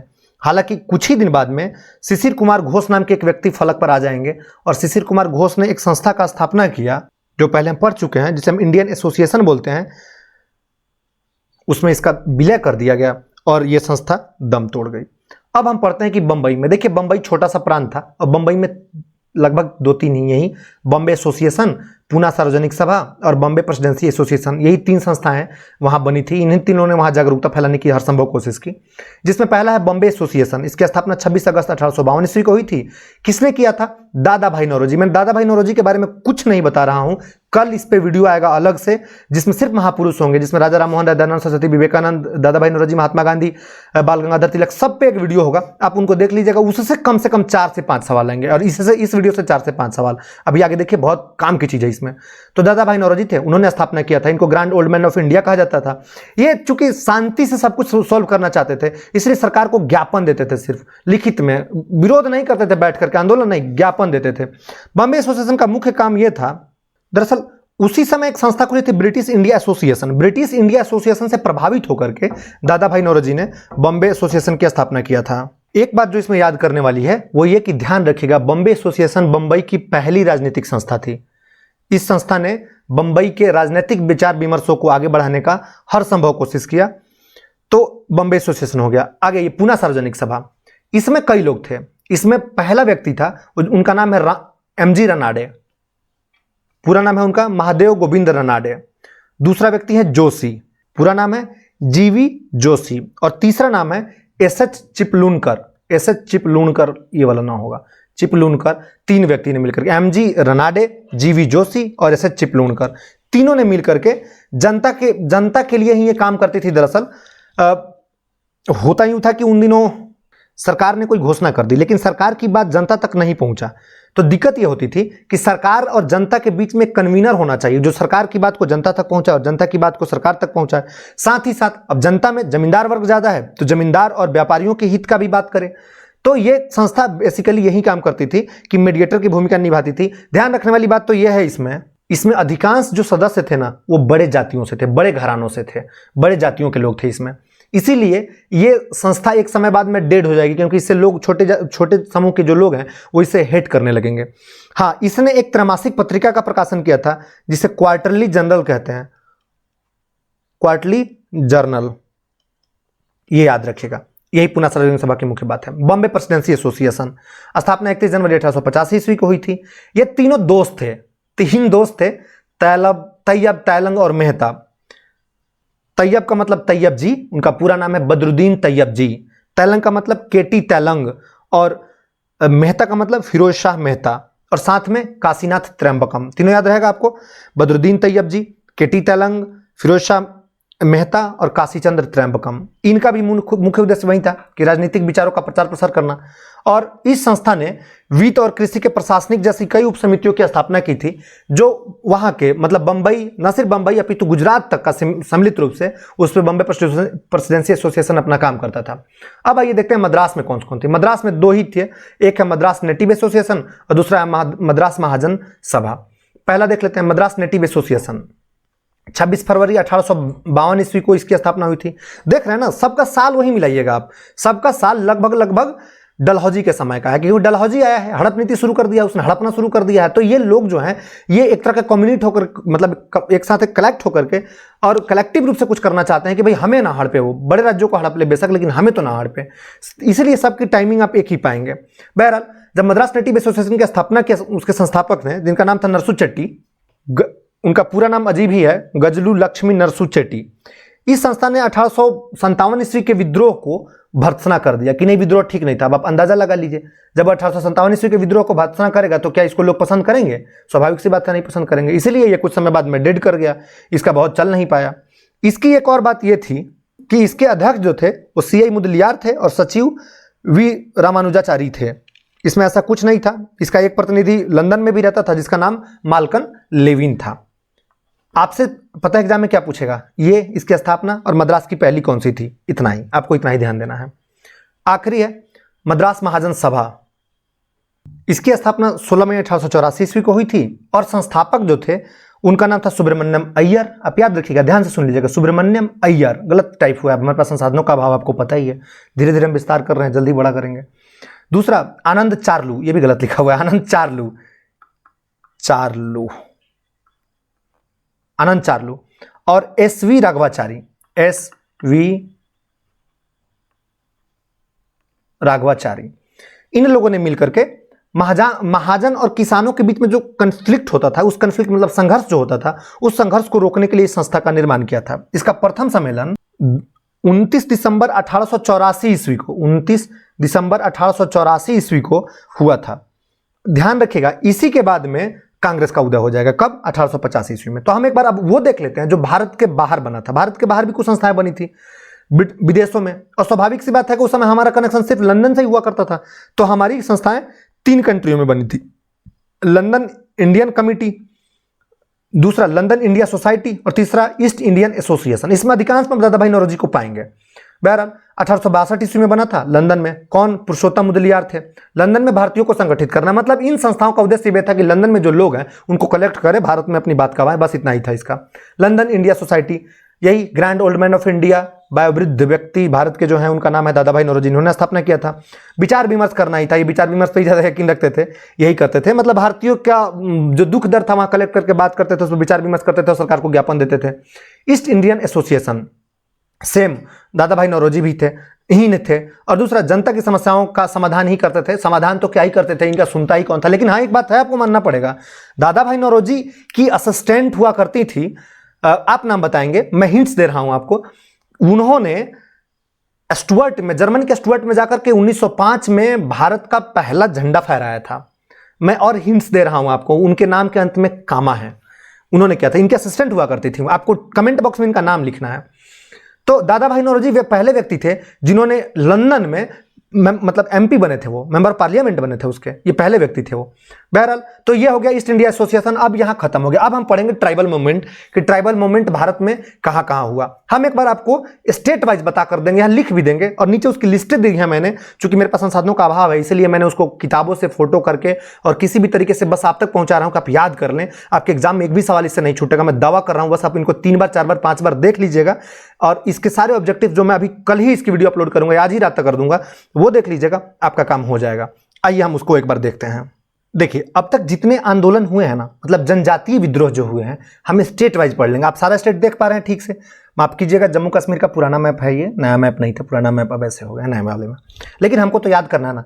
तो ये राजस्थान है, ये गुजरात है, ये महाराष्ट्र है, ये कर्नाटक है, और ये बगल में प्यारा सा गोवा है, ये केरल है, ये तमिलनाडु है, आंध्र प्रदेश, तेलंगाना, और ये अंत में आ जाइए यहाँ अरुणाचल प्रदेश है। मैं स्टेट वाइज आपको बता देता हूं कि किस स्टेट में कौन कौन से आंदोलन हुए थे। तो पंजाब में सबसे पहले आइए, पंजाब में जो हुआ था सबसे पहला विद्रोह, उसको हम बोलते हैं कूका विद्रोह। क्या बोलते हैं? कूका विद्रोह बोलते हैं। ध्यान रखिएगा, पंजाब में कूका हुआ था, लेकिन इधर जस्ट पूरब में हम आएंगे तो इधर मणिपुर है। अब ध्यान दीजिए, यहां पे मणिपुर में कूकी हुआ था। आप याद रखेंगे, पंजाब में क्या हुआ था? कूका, और मणिपुर में कौन सी हुई थी? कूकी। ध्यान रखिएगा। अब आइए पंजाब से नीचे उतरिए, राजस्थान। राजस्थान में दो याद रखिएगा, एक तो बिजौलिया, बिजौलिया याद रखिएगा, बिजौलिया विद्रोह, और दूसरा याद रखिएगा भील विद्रोह। दो हुए थे राजस्थान में। अब उतर के आइए गुजरात में। गुजरात में सामान्यतः चार याद रखिएगा, लिस्ट में मैंने सारी नामें लिख दी है। कौन सा? पहला नायक, दूसरा नयकदा, तीसरा कच्छ, और चौथा बेघरा। बेघरा आंदोलन हुआ था। चार विद्रोह हुए थे यहां पे। कच्छ तो ये अंतिम वाला इलाका है ना, ये कच्छ कहलाता है। तो कच्छ तो आपको ऐसे ही याद रहेगा, नायक, नयकदा, बेघरा, कच्छ, ये चार आप याद रखिएगा। चलिए अगला आप स्क्रीनशॉट ले लीजिए, मैं इसको डिलीट कर रहा हूं। अब महाराष्ट्र में आ जाइए। महाराष्ट्र चूंकि बड़ा राज्य है तो वहां सबसे पहले जो अभी रेल मंत्री, जो भारत के पथ परिवहन मंत्री हैं, उनका नाम है गडकरी। तो एक ही याद रखिए, गडकरी। दूसरा रामोसी विद्रोह वहीं हुआ था। तीसरा सतारा, चूंकि पेशवाओं की राजधानी हुआ करती थी और मशहूर शहर था, तो सतारा याद रखिएगा। और भील विद्रोह भी यहां इसका असर दिखता है, भील। तो चार याद रखिएगा महाराष्ट्र वाले रीजन में। अब उसके बाद में नीचे उतरिए, कहां? केरल वाले रीजन में। केरल वाले रीजन में एक विद्रोह हुआ था जिसको हम बोलते हैं मोपला विद्रोह। हुआ तो वैसे और भी था, लेकिन हम इतना ही याद रखेंगे कि केरल में मोपला विद्रोह हुआ था। उसके बाद में इस पार आ जाइए, तमिलनाडु। तमिलनाडु में भी विद्रोह हुए थे, जिसमें सबसे पहले जस्टिस विद्रोह का हम याद रखेंगे, जस्टिस विद्रोह। उसके बाद में आत्मसम्मान, आत्मसम्मान विद्रोह हुआ था। और इतना ही नहीं, एक विद्रोह और हुआ था जिसको हम पॉलीगरो का विद्रोह कहते हैं, पॉलीगरों का विद्रोह। ये कहां हुआ था? तमिलनाडु में हुआ था। तो याद रहेगा आपको। अब आइए आगे आंध्र प्रदेश में। आंध्र प्रदेश यहां है, एक विद्रोह हुआ था यहां पे, उसका नाम है रंपा विद्रोह, आंध्र प्रदेश में। थोड़ा सा और आगे बढ़िए, उड़ीसा है, उड़ीसा में चलिए। ध्यान रखिएगा, उन दिनों तेलंगाना और आंध्र प्रदेश एक ही हुआ करता था, तो आप भूलेंगे नहीं। उड़ीसा में भी दो हुआ था। उड़ीसा में एक हुआ था पाइक विद्रोह, पाइक विद्रोह। दूसरा हुआ था खोंद विद्रोह। खोंद पता है क्यों हुआ था? खोंद हुआ था कि जब गवर्नर जनरल ने मानव बलि प्रथा का अंत कर दिया, तब उसके बदले में खोंद लोगों ने विद्रोह कर दिया। खोंद जाति हुआ करते थे जो मानव बलि करते थे। ध्यान रखिएगा, पूछा हुआ सवाल है बीपीएससी में कि मानव बलि इनमें से कौन सी जातियां करती थी, तो आपको टिक मारना है कौन सा? खोंद। खोंद विद्रोह करता था। उसके बाद यहीं पे एक और विद्रोह हुआ था जिसको हम सवार विद्रोह कहते हैं। सवार विद्रोह यहीं पे हुआ था, उड़ीसा में ही हुआ था। तो याद है। अब इसका स्क्रीनशॉट आप ले लीजिएगा, मैं फिर से एक बार इनको डिलीट कर रहा हूं। अब मैं इस पश्चिम बंगाल को रोक रहा हूं कुछ देर के लिए। पश्चिम बंगाल और बिहार में सबसे ज्यादा हुए हैं, तो मैं इसको सबसे अंत में बताऊंगा। अब इसके बाद आगे बढ़िए। जब यहां से आगे निकलेंगे तो सबसे पहले हम चलते हैं मेघालय में।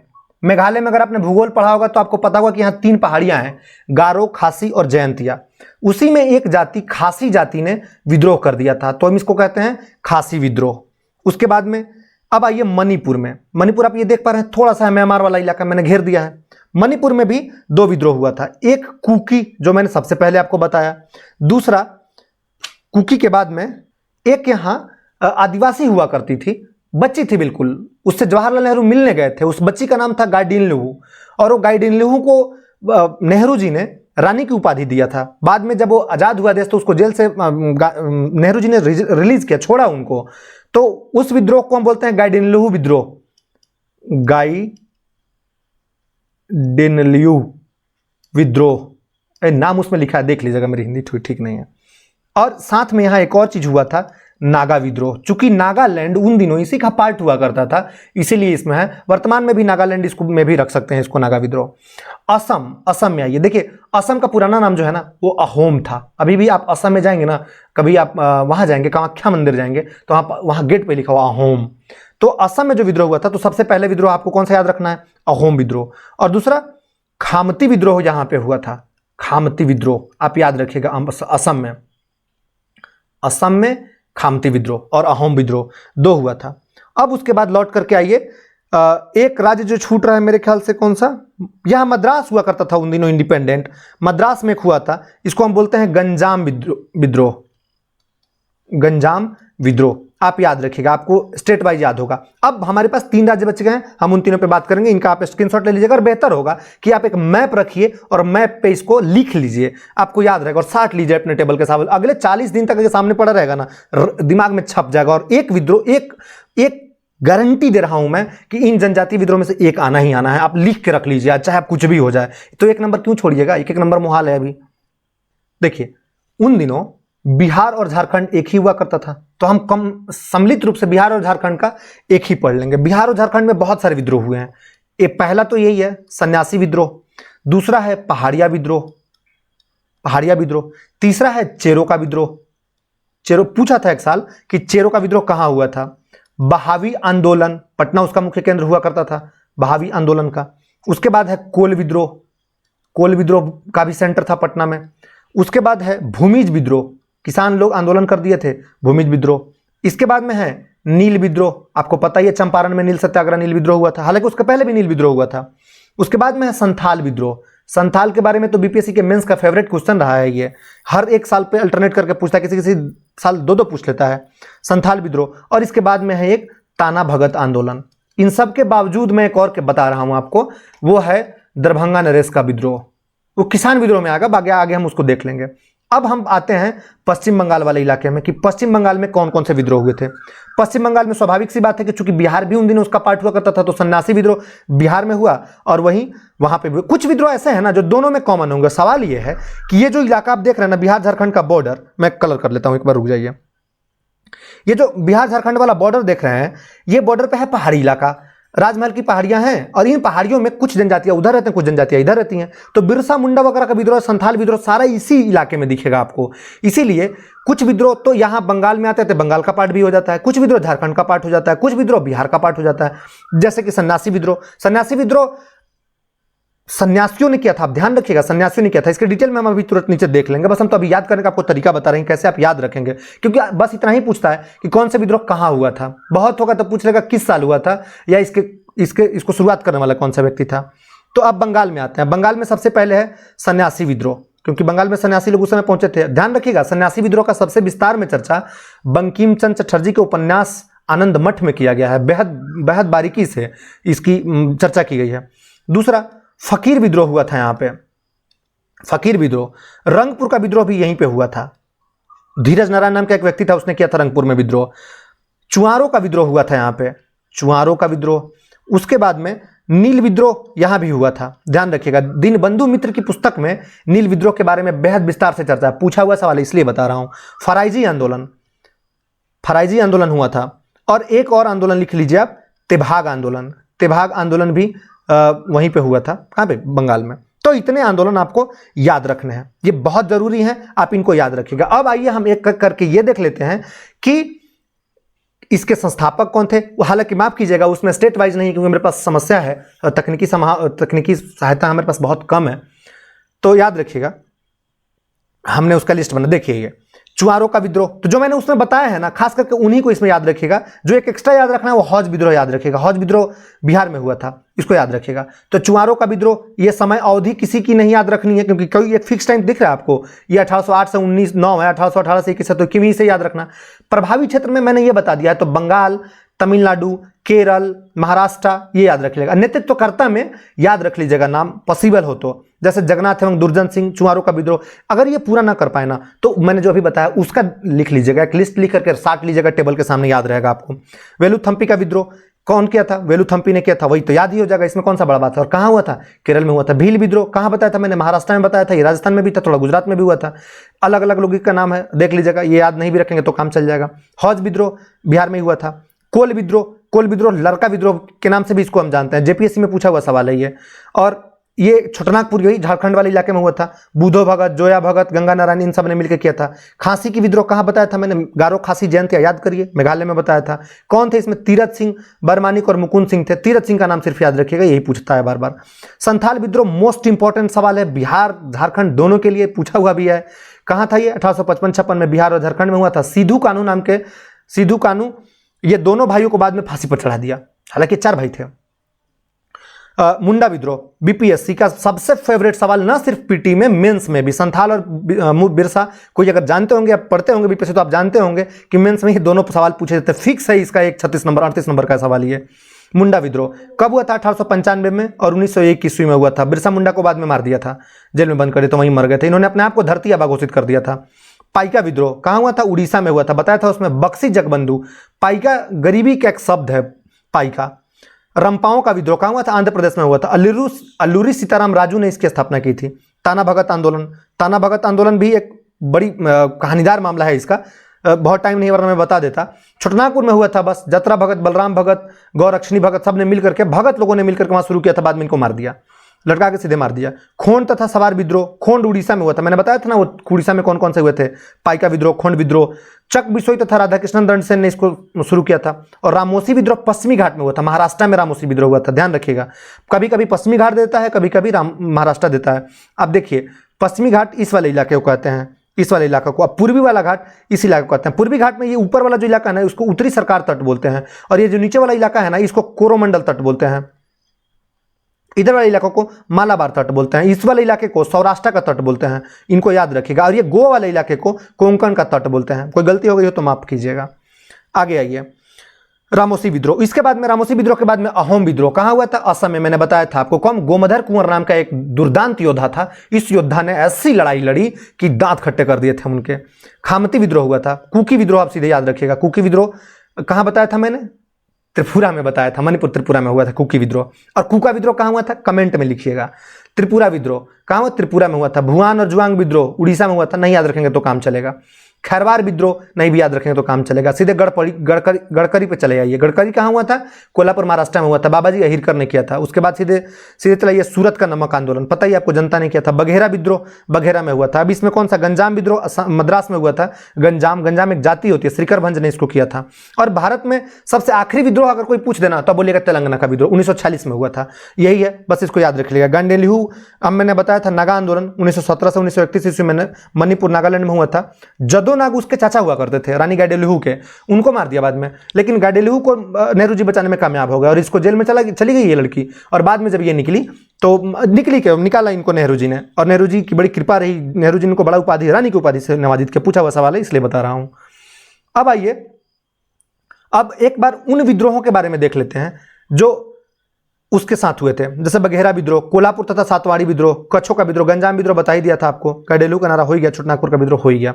तो अब इतना हो गया। अब एक बार आइए हम वो देख लेते हैं कि इसके साथ साथ भारत में जातियों का आंदोलन कौन कौन से हुए। निम्न जाति के, ऊंची जाति का। निम्न जाति, देखिए स्वाभाविक सी बात है कि दक्षिण में उस वक्त भारत में धर्म सुधार आंदोलन ज्यादा तेजी से फैले, वहां धार्मिक लोग ज्यादा पहुंचे।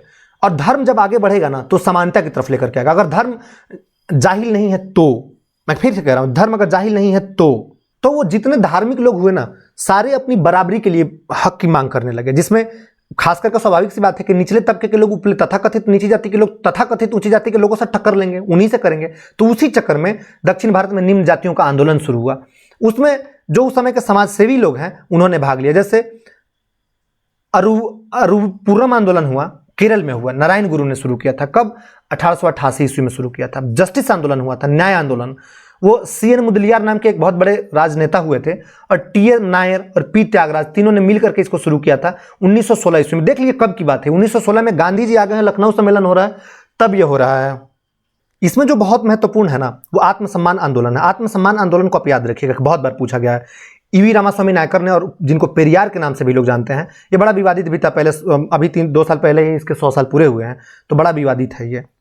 तो पेरियार को आप याद रखिएगा। उसके बाद में नायर सर्विस सोसाइटी, ये भी मद्रास में ही हुआ था। देखिए मद्रास में, दक्षिण भारत में ही ज़्यादा आपको ऐसे जनजाति, मतलब ऐसे निम्न जाति आंदोलन मिलेंगे, क्योंकि वहीं हुए थे। मैंने पहले ही आपको बता दिया, सारे धर्म सुधार आंदोलन उस समय लगभग 15वीं 16वीं 17वीं 18वीं शताब्दी में उधर ही हुए थे। तो वो धीरे धीरे उनकी जागरूकता बढ़ने लगी। दूसरा, अंग्रेज उधर थे, दो प्रेसिडेंसियां पास में थी, बंबई और मद्रास। तो वो इक्वलिटी पे तो बात करते थे जरूर, क्योंकि वो छुआछूत पे भरोसा नहीं रखते थे इन मामलों में। वो अपने मामले में करते थे, इन मामलों में वो जस्टिस का मामला रखते थे। तो इसीलिए अधिकतर वहीं होगा। इसीलिए वहां पे वायाकोम सत्याग्रह होगा, जो कि केरल में था। वायाकोम सत्याग्रह भी बड़ी चर्चित था इस समय। अगले साल इसका 100 साल पूरा होने वाला है। टी के माधवन तथा के केलप्पन और केपी के सोमेनन इसके हेड हुआ करते थे, 1924 ईस्वी में हुआ था। आपको ये नहीं भी याद रखेंगे ना तो एक सिर्फ पेरियार वाला याद रखिएगा, बाकी ये जगह याद रख लीजिएगा कि कौन कहाँ हुआ था। गुरुवायूर केरल में, वायाकोम केरल में, प्रजामित्र मंडली मद्रास में, नायर सर्विस मद्रास में, आत्मसम्मान मद्रास में, जस्टिस आंदोलन दक्षिण भारत केरल में अधिकतर। तो ये याद रख लेगा, इतना से आपका काम हो जाएगा। मतलब ये आंदोलन और ये प्लेस ये याद रख लीजिएगा, ये आपका काम हो जाएगा इतने में। बहरहाल आगे बढ़ते हैं। अब देखते हैं हम एक बार कि आजादी तक जो निम्न जाति आंदोलन हुए, खास करके बंबई वाले रीजन में, उसमें कौन कौन से था, ये बड़ा महत्वपूर्ण चीज है, इसमें सब महत्वपूर्ण है। Depressed class mission society, depressed class, अब देख रहे हैं डिप्रेस्ड क्लास मतलब निचले क्लास की बात हो रही है। कहां शुरू होगा? बंबई में। इसमें अधिकतर, इसमें आपको याद करने में बंबई वाला स्थान का दिक्कत नहीं आएगा, संस्थापक की दिक्कत भी आएगी।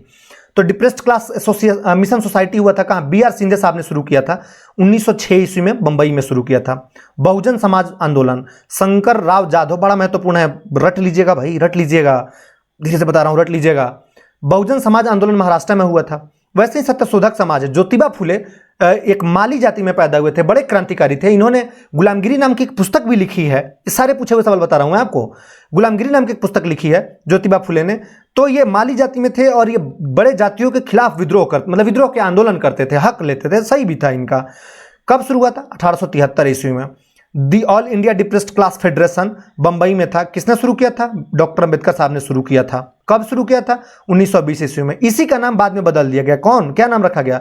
बहिष्कृत हितकारिणी सभा। इसी का नाम बाद में अंबेडकर साहब ने किया। तो आप याद रखिएगा, सब बंबई में ही रहते थे अंबेडकर साहब, तो वहीं करेंगे डॉक्टर अंबेडकर साहब। उसके बाद में समाज समता संघ का स्थापना किया था अंबेडकर साहब ने 1927 में। इसको अगर आप नहीं भी याद रखें तो काम चल जाएगा। All India Depressed class association, ध्यान रखिएगा, डिप्रेस्ड क्लास मिशन सोसाइटी, दी All India Depressed Class federation, दी All India Depressed class association. Federation जो है वो अंबेडकर साहब का है, लेकिन एसोसिएशन जो है वो महात्मा गांधी का। आप अंतर भी पाएंगे, महात्मा गांधी सबको साथ लेके बात चलना चाहते हैं, अंबेडकर साहब सबको साथ लेके चलना चाहते हैं, लेकिन हक दोगे तब, हक के साथ वो रहना चाहते हैं। तो फेडरेशन में हक है, अमेरिका में फेडरेशन है, मतलब उनके राज्यों को ये हक है कि वो अलग हो सकते हैं। भारत में एसोसिएशन है, भारत के राज्यों को ये हक नहीं है कि वो भारत से अलग हो सकते हैं। इसलिए ऐसे याद रखिएगा कि महात्मा गांधी सबको साथ लेके चलते हैं तो एसोसिएशन, लेकिन अंबेडकर साहब हक के साथ चलते हैं, वह है फेडरेशन। एक आखिरी है अनुसूचित जाति परिसंघ। कौन से, किसने शुरू किया था? डॉक्टर भीमराव अंबेडकर ने 1942 ईस्वी में। दरअसल क्या हुआ ना, जब भारत में भारत छोड़ो आंदोलन की बात छिड़ने लगी, शुरू हुई, तो भारत छोड़ो आंदोलन से भीमराव अंबेडकर को उतनी सहानुभूति नहीं थे। वो चाहते थे कि देश को सिस्टमेटिक तरीके से लेकर के चलिए, मार काट कर लेने से थोड़े ना देश आजाद हो जाएगा। तो वो चुप रह गए और उन्होंने अपने जातियों के लिए, चूंकि 1932 ईस्वी में पहली बार भारत में अंबेडकर साहब फलक पर आकर के आ गए, मतलब गोलमेज सम्मेलन में भाग लेकर के आए, तो इनको मिल गया कम्युनल अवार्ड। तो इसे महात्मा गांधी रुष्ट हुए और महात्मा गांधी की और इनके बीच में संधि हुई। महात्मा गांधी कहते थे कि देखो अंबेडकर साहब छोटे थे, 11 साल छोटे थे महात्मा गांधी से, और महात्मा गांधी कहते थे देखो अंबेडकर, हम सारे धर्मों को साथ में लेकर चलेंगे, सारे जातियों को साथ में लेकर चलेंगे और देश को आजाद करा लेंगे। महात्मा गांधी कहते थे देश तो आप अंग्रेजों से आजाद करा लेंगे ना, लेकिन हम छोटे जातियों को कहां से, किससे आजाद कराएंगे? आजादी हमें भी दो। इन बड़े जातियों से, इन अवगुणों से, इन समस्याओं से, महिलाओं के लिए लड़ते थे कि महिलाओं को कम से कम मुक्त करो, हमें जो छुआछूत की विभेद है इसे मुक्त करो। तो महात्मा गांधी उससे मतलब बराबरी कर नहीं पाते थे। आप माने या ना माने, महात्मा गांधी बहुत अच्छे राजनेता हो सकते हैं, लेकिन बहुत अच्छे थिंकर नहीं हो सकते हैं। बहुत अच्छे थिंकर जो हैं वो अंबेडकर साहब हैं। अंबेडकर साहब की बातों में तर्क लगेगा आपको, और वो तर्क इतना घायल करेगा आपको, आप तिलमिला जाएंगे। इसीलिए अंबेडकर को लोग गाली देते हैं, क्योंकि वो जानते नहीं है। बहरहाल आगे आइए। तो ये निम्न जाति आंदोलन था उस वक्त का। अब हम दो चीजों पर बात कर चुके हैं, एक छोटी जाति निम्न जातियों पर और एक जनजातियों पर। अब हम बात करते हैं मजदूरों पर, कि मजदूरों के लिए सरकार ने क्या और कब कदम कैसे कैसे उठाए और अब तक उसकी क्या सीन है, मतलब आजादी के पहले क्या क्या स्थितियां थी, जो पूछे जाते हैं सवाल में, हम वो पूछ लेते हैं। देखिए, मजदूरों के लिए अंग्रेजी सरकार ने 3 कारखाना अधिनियम लाया। पहला कारखाना अधिनियम 1881 में आया, आप याद रखिएगा। दूसरा कारखाना अधिनियम इसके 10 साल बाद में यानी 1891 में आया, और उसके बाद तीसरा कारखाना अधिनियम 1911 में यानी कि 20 साल बाद आया। समझ पा रहे हैं आप मेरी बात? पहला कारखाना अधिनियम 10 साल बाद और दूसरा कारखाना अधिनियम 20 साल बाद, 10 दूना 20 साल बाद में आया। पहला कारखाना अधिनियम जब आया उस समय गवर्नर जनरल हुआ करते थे, यानी वायस राय हुआ करते थे लॉर्ड रिपन। बहुत कायदे का इंसान था, बहुत सही इंसान था। इसको भारत का उद्धारक की संज्ञा दिया गया। लॉर्ड रिपन चाहता था कि भारतीयों में बराबरी हो, लॉर्ड रिपन चाहता था कि भारत खुशहाल हो जाए। इसीलिए उसने आकर के, भारत जैसे ही वो आया तो उसने देखा कि यार फैक्ट्रियों में मजदूरों के साथ में इतनी अमानवीय व्यवहार किया जा रहा है, उनको 7 दिन खटवाया जा रहा है, 24 घंटा खटवाया जा रहा है, प्रेग्नेंट महिलाओं से काम करवाया जा रहा है, छुट्टियां नहीं दी जा रही हैं। तो बड़ा दुखी हुआ वो, चूंकि वो बहुत उदारवादी किस्म का व्यक्ति था, तो भारत में रिफॉर्म किया उसने। तो उसने कारखाना अधिनियम लिया। उसी के समय में भारत में जनगणना हुआ। उसी के समय में भारत में, मतलब जनगणना जो कंप्लीट जनगणना हुआ, जनगणना प्रारंभ पहले ही हो चुका था। उसी के समय में भारत में पंचायती राज लागू हुआ।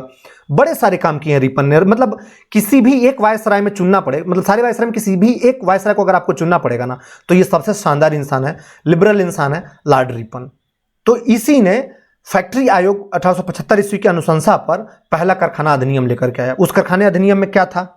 सबसे पहला काम था उसने कि इस फैक्ट्री अधिनियम में 1881 ईस्वी में 7 साल से अगर कम के बच्चे काम करते ना, तो इस पर प्रतिबंध लगा दिया। अब तक 7 साल के बच्चे भी करते, 5 साल 6 साल, जो बच्चा छोटा सा उसे कुछ भी करवाने लग जाते थे, तो उसको उसने बंद करवाया। और दूसरा काम उसने किया कि भाई हर महीने में 4 दिन का अवकाश होगा, रविवार की छुट्टी दी जाएगी आपको, कोई भी दिन दे दीजिए, लेकिन 4 दिन का अवकाश होगा, ये तय कर दिया उसने। पहला कारखाना अधिनियम में इतना ही उसने किया, उसमें और कुछ उसने किया ही नहीं। फिर दूसरा कारखाना अधिनियम जब 1891 ईस्वी में आया, तो उसमें एक लॉर्ड लैंसडाउन नाम का वायसराय आया था। ये बहुत सही तो नहीं था, लेकिन इन मामलों में ठीक था, क्योंकि चूंकि ये वामपंथी विचारधारा का व्यक्ति था, ये कार्ल मार्क्स जैसे लोगों से प्रभावित था, इसलिए यह चाहता था कि समानता इस स्तर पर तो हो ही जाए कम से कम। तो इसने बड़े सारे सुधार किए। इसने सबसे पहला सुधार किया कि 4 दिन की जो छुट्टी होती थी उसको सप्ताहवाइज लागू किया, कि आप प्रत्येक सप्ताह में 1 दिन की छुट्टी करो। दूसरा, अब तक 7 साल के बच्चों की नौकरी पे मना कर रखा था, तो उसने 7 साल की उम्र को बढ़ा करके 9 साल कर दिया, कि 9 साल से कम के उम्र के बच्चे जो होंगे वो फैक्ट्रियों में काम नहीं करेंगे। और साथ ही साथ पहली बार उसने महिलाओं के काम पे एक्शन लिया कि भाई महिलाओं के जो काम है उसको निर्धारित करो, पूरे दिन नहीं घटा सकते। तब उसने महिलाओं के काम को 11 घंटे प्रतिदिन निर्धारित कर दिया कि इससे ज़्यादा काम आप नहीं करवाएंगे। और साथ ही साथ एक होल छोड़ गया वो ये होल ये था कि उसने ये सारे नियम ऐसे कारखानों पे लगाए जिन कारखानों में श्रमिकों की संख्या, मतलब मजदूरों की संख्या कम से कम 50 होनी थी। दूसरा, वो सारे कारखाने जो बिजली के उपयोग करते थे उसी पर ये लागू होने वाला था। ये बहरहाल चले गए ये दूसरे बार में लैंसडाउन लागू करके। अब तीसरी बार जो कारखाना अधिनियम आया 1911 ईस्वी में आया। और आपको पता है कि इसी समय में दुनिया में तनाव की स्थिति पैदा हो गई है। दुनिया में प्रथम विश्व युद्ध की तैयारियां शुरू हो रही हैं। हर कंट्री अपने आप को सुपर दिखाने की कोशिश करने लग गया है। होड़ चल रही है। उसी होड़ में भारत में एक वायसराय आया, लॉर्ड हार्डिंग, जिसके ऊपर दिल्ली में बम फेंका जाएगा, पढ़ेंगे हम इसके बारे में। इसने जब तीसरी फैक्ट्री आयोग जो 1908 ईस्वी में बनी थी, उसी के अनुशंसा पर एक आयोग लेकर के आया। इसने बस एक काम किया, वो काम ये किया कि इसने काम की अवधि को टोटली 12 घंटा फिक्स कर दिया कि पुरुष हो या स्त्री, काम 12 घंटा ही करना है, 12 घंटा आपको नहीं करना है, छुट्टी पर रहना है। इसके बाद में फिर 11 साल बाद में 11 दूना 22, 1922 ईस्वी में चौथा कारखाना अधिनियम आया, लॉर्ड रीडिंग के टाइम में। इसमें बच्चों के लिए भी काम करने का निर्धारित तय कर दिया गया। उसमें बच्चे सिर्फ 7 घंटे करते थे और 12 से 15 वर्ष की आयु के बच्चों को कारखानों में काम करने की अनुमति मिली, इससे कम नहीं, 12 से कम नहीं। 1934 का कारखाना अधिनियम आया लॉर्ड विलिंगटन के टाइम में। इसमें क्या हुआ, इसमें उन कारखानों में जो मौसम में चलते थे, जो गैर मौसमी हुआ करते, जैसे मान लीजिए कोई जूस की फैक्ट्री खोला तो ये मौसमी कारखाना हो गया। तो इन मौसमी कारखाने और गैर मौसमी कारखानों में अंतर किया गया। और साथ ही बच्चों के काम, जो बच्चे मजदूरी करते थे, उनका निर्धारित कर दिया कि वो 5 घंटे से ज़्यादा नहीं कर सकते हैं। जैसे उसने 12 घंटा श्रमिकों की टाइमिंग सेट कर दिया था कि 12 घंटा, महिलाओं के लिए 11 घंटा, वैसे इसने बच्चों की कार्य अवधि 5 घंटा निश्चित कर दिया था। और श्रमिकों को चिकित्सा और आराम की व्यवस्था, मतलब अगर श्रमिक वहाँ है तो उनको कुछ हो जाता है तो उसका ट्रीटमेंट कंपनी करवाएगी, और साथ में उसके आराम करने की, लंच टाइम में थोड़ा देर अगर सो सके, इसके लिए भी व्यवस्था करवाया। आखिर में आया 1944 में कारखाना अधिनियम, वेवेल के टाइम में, लॉर्ड वेवेल। इसी के समय में भारत में आज़ादी का माहौल बनने लग गया। उसमें क्या किया कि इसने निश्चित कर दिया कि अब श्रमिक जो है वो 9 घंटे ही काम करेंगे और हर कारखाने में कैंटीन की व्यवस्था की जाएगी। तो आपको 3 कारखाना अधिनियम याद रखना है आपके लिहाज से। कौन? पहला 81, दूसरा 91 और तीसरा 1911। आपके लिए बस इतना ही काफ़ी है। इन्हीं को याद रखिएगा, इनके वायसराय का नाम याद रख लीजिएगा और ये स्थितियों को याद रख लीजिएगा। मैंने बड़ा विस्तार से आपको बता दिया है। अब हम एक बार देख लेते हैं कि मजदूर लोगों का आंदोलन कौन कौन सा भारत में होगा। मजदूर आंदोलन का मतलब मजदूर संगठन कौन कौन से बने थे। भारत में सबसे पहला मजदूर संगठन जो बना वो बॉम्बे मिल हैंड एसोसिएशन बना था। कब? 1890 ईस्वी में। किसने बनाया था? लोखंडे नाम के एक व्यक्ति थे, नारायण मेघाजी लोखंडे, उन्होंने बनाया था। भारत का पहला मजदूर संगठन है, तो इसको आप याद कर दीजिएगा। उसके बाद में मैं बताऊंगा, उसको याद रखिएगा। Social service league M.N.. Joshi ने शुरू किया था। एम.एन. जोशी बहुत बड़े क्रांतिकारी व्यक्ति थे, वामपंथी व्यक्ति थे। 1911 ईस्वी में इन्होंने इसकी स्थापना की थी। मद्रास लेबर यूनियन, बीपी बाड़िया नाम के एक व्यक्ति थे, उन्होंने स्थापित किया था। प्रथम वास्तविक और व्यवस्थित मजदूर संगठन यही है। इसी ने सबसे पहले मजदूरों के लिए यह मांग किया कि हमें क्या चाहिए और क्या नहीं चाहिए। इसी की वजह से 1822 ईस्वी में सरकार पर असर पड़ा और नया कानून लाना पड़ा उनको। Ahmedabad textile labour association, Mahatma Gandhi को जब हम पढ़ेंगे तब हम देखेंगे कि महात्मा गांधी जब साउथ अफ्रीका से चल करके कलकत्ता आते हैं 1915 ईस्वी में, कलकत्ता से लखनऊ जाते हैं 16 ईस्वी में, 17 ईस्वी में वो आते हैं चंपारण, 17 ईस्वी के बाद में वो 1918 ईस्वी में जब वो जाते हैं गुजरात, तो गुजरात में पहले वो अहमदाबाद में जाते हैं और अहमदाबाद में यही मिल वाले हैं, इसी मिल वालों ने हड़ताल किया था जिसके लिए वो गए थे और वो साल था कौन सा 1918, महात्मा गांधी गए थे। यहीं पे उन्होंने पहली बार इंडिया में ट्रस्टीशिप का सिद्धांत दिया था। इंडिया में, मैं कह रहा हूँ इंडिया में, याद रखिएगा, ऑल वर्ल्ड में नहीं, वो पहले दे चुके थे वहाँ पे साउथ अफ्रीका में, लेकिन इंडिया में इन्होंने 1918 में अहमदाबाद टेक्सटाइल लेबर एसोसिएशन के लिए। ट्रस्टीशिप का सिद्धांत का मतलब ये होता है कि उसमें ये कहा जाता है कि भाई आपकी जो कंपनी है ना, इसके जो प्रॉफिट आप कमा रहे हैं ये सिर्फ आप ही का नहीं है, इसमें मजदूरों का भी है, मजदूरों के आप ख्याल रखिए। इसके बाद में कांग्रेस के लेवल पर और पूरे भारतीय स्तर पर भारत में पहली बार अखिल भारतीय ट्रेड यूनियन कांग्रेस, जिसे हम एटक कहते हैं, all India trade union Congress AITUC, 1920 ईस्वी में इसकी स्थापना की गई। MN जोशी बहुत बड़े वामपंथी विचारधारा के व्यक्ति थे। उन्होंने जोसेफ बैप्टिस्टा और लाला लाजपत राय, जिनको लाठियों से पीट करके मार दिया गया और उसका बदला लेने के लिए सैंडर्स को भगत सिंह ने गोली मार दी, फिर बाद में भगत सिंह को 1931 ईस्वी में फांसी हो गई, ये वही लाला लाजपत राय हैं। इनके वजह से, जो कि दयानंद सरस्वती के चेले हैं लाला लाजपत राय, तो लाला लाजपत राय और MN जोशी और साथ में VM पवार, तीनों ने मिल करके इसको स्थापित किया था। इसमें जो विशेष बात है कि दीवान चमन लाल जो समय बड़े अमीर व्यक्ति हुआ करते थे, इनको महामंत्री बनाया गया और प्रथम अधिवेशन इसकी बंबई में करवाई गई लाला लाजपत राय की अध्यक्षता में। लाला लाजपत राय अंग्रेजी फेवर के व्यक्ति थे, आपको पता होगा, दयानंद सरस्वती के चेले थे ये, और इनके वजह से ही इंडिया में DAV का सूत्रपात हुआ है। DAV, दयानंद एंग्लो वैदिक स्कूल जो होता है, DAV पब्लिक स्कूल या DAV कॉलेज जो होते हैं, वो इन्हीं की वजह से शुरू हुए थे। दूसरा, All India Railway Men's Federation 1924 ईस्वी में हुआ था। VV गिरी जो बाद में चल करके हमारे राष्ट्रपति बन गए। आपको पता होगा या कभी आपने सुन रखा होगा कि भारत में इमरजेंसी लगी थी, आपातकाल लागू हुआ था इंदिरा गांधी की सरकार में। उस समय BV गिरी जो थे वो रेलवे के चूंकि आते थे और रेलवे ने चक्का जाम कर दिया था। इमरजेंसी की पहले की बात मैं बता रहा हूं, तो रेलवे ने चक्का जाम कर दिया, मतलब हड़ताल हो गया, पूरे भारत भर का रेल ठप हो गया। जैसे कोरोना में ठप हुआ था ना, वैसे उस समय पूरे भारत भर में रेल ठप हो गया। ऐसा कहा जाता है कि VV गिरी की उसमें आम सहमति थी, उस समय वो राष्ट्रपति हुआ करते थे, तो उनकी आम सहमति थी। इंदिरा गांधी प्रधानमंत्री थी तब की बात है, तो उनका रेलवे से बहुत पुराना कनेक्शन है, नाता है, और उन्होंने स्थापित किया था क्या, All India Railway Men's Federation. कब हुआ था 1924 ईस्वी में।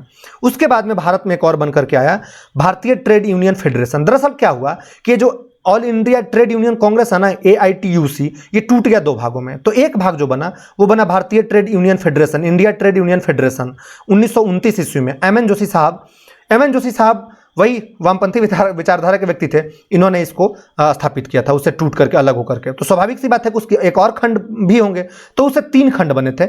एक भारतीय राष्ट्रीय ट्रेड यूनियन कांग्रेस, दूसरा बना था ट्रेड यूनियन कांग्रेस, और तीसरा बना था ऑल इंडिया भारतीय ट्रेड यूनियन फेडरेशन। तो ट्रेड यूनियन कांग्रेस जो बना वो 31 ईस्वी में बना, देश पांडे तथा रणदीप पे बना था, याद करने की बात नहीं है, ये कोई जरूरी नहीं है। हिंदुस्तान मजदूर सभा याद रखिएगा, 1938 ईस्वी में वल्लभ भाई पटेल साहब ने, और बिहार के आपके लाल, जिनको हम बाबूजी के नाम से जानते हैं, राजेंद्र प्रसाद, बाबूजी के नाम से नहीं जानते, दरअसल उनको बाबूजी कहा जाता था, महात्मा गांधी सिर्फ कहते थे। तो राजेंद्र प्रसाद ने मिल करके उसकी स्थापना किया था। Indian federation of labour, IFL बोलते हैं उसको, 1941 ईस्वी में। MN रॉय साहब थे, संविधान सभा के सलाहकार हुआ करते थे MN रॉय साहब। सबसे ज्यादा पढ़ा लिखा व्यक्ति यूं समझ लीजिए कि सब में यही है, MN रॉय साहब। ये व्यक्ति सिर्फ अंबेडकर साहब को टक्कर दे सकते थे, MN राव। हालांकि अंबेडकर साहब को BN राव भी टक्कर देते थे, BN राव भी बहुत पढ़े लिखे व्यक्ति थे। तो MN राव वामपंथी विचारधारा के व्यक्ति थे, बाद में कांग्रेस में शामिल हुए, बाद में फिर छोड़कर तीसरी पार्टी बनाई और किसी काम के नहीं रही है। और जमनालाल मेहता इसके सदस्य हुए थे। आखिरी भारतीय राष्ट्रीय ट्रेड यूनियन कांग्रेस, पटेल वही और BB गिरी साथ में मिल गए थे। और एक और है United trade union Congress, Bharat के आज़ाद होने के बाद में यह बना था, जो कि बहुत दिन चल नहीं पाया। KT साहा नाम के, प्रोफेसर KT साहा नाम के एक व्यक्ति थे, उन्होंने इसको स्थापित किया था। तो ये था आपके अब तक के मजदूर संगठन। अब हम एक बार किसानों पे बात कर लेते हैं कि भारत में किसानों की क्या स्थिति थी उस वक्त। देखिए, किसानों के संगठन को बारे में जानने से पहले हम एक बार उनको विद्रोह को देख लेते हैं कि उनका विद्रोह कब कब हुआ, और उसके हिसाब से हम संगठन को देख लेंगे। सबसे पहला विद्रोह जो हुआ वो नील विद्रोह हुआ था।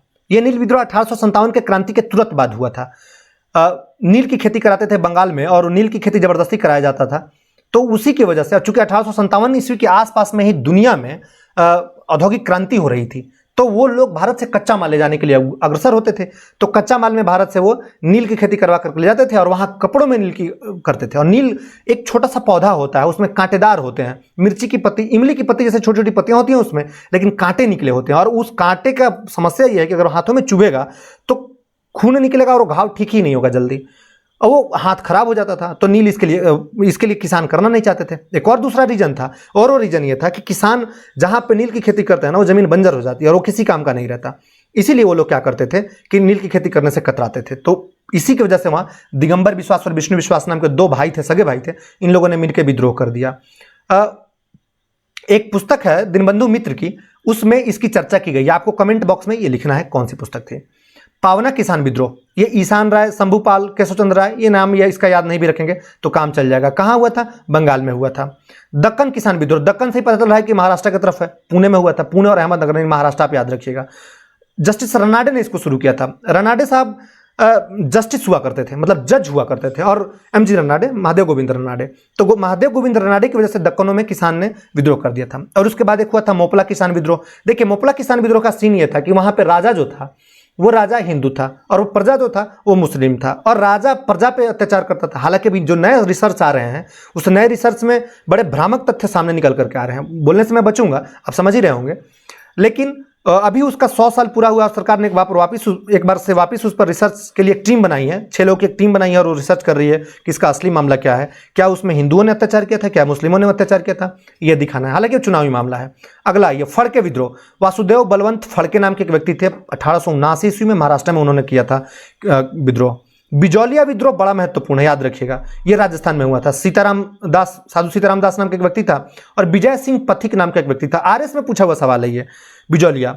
चंपारण सत्याग्रह, अब ये बताएंगे तो क्या बचेगा। महात्मा गांधी सबसे पहले भारत यहीं आए थे, भारत में आए तो सबसे पहले आंदोलन में यहीं आए थे, और इन्हीं लोगों की वजह से भारत में पहली बार महात्मा गांधी का पांव जमा सफल हुए।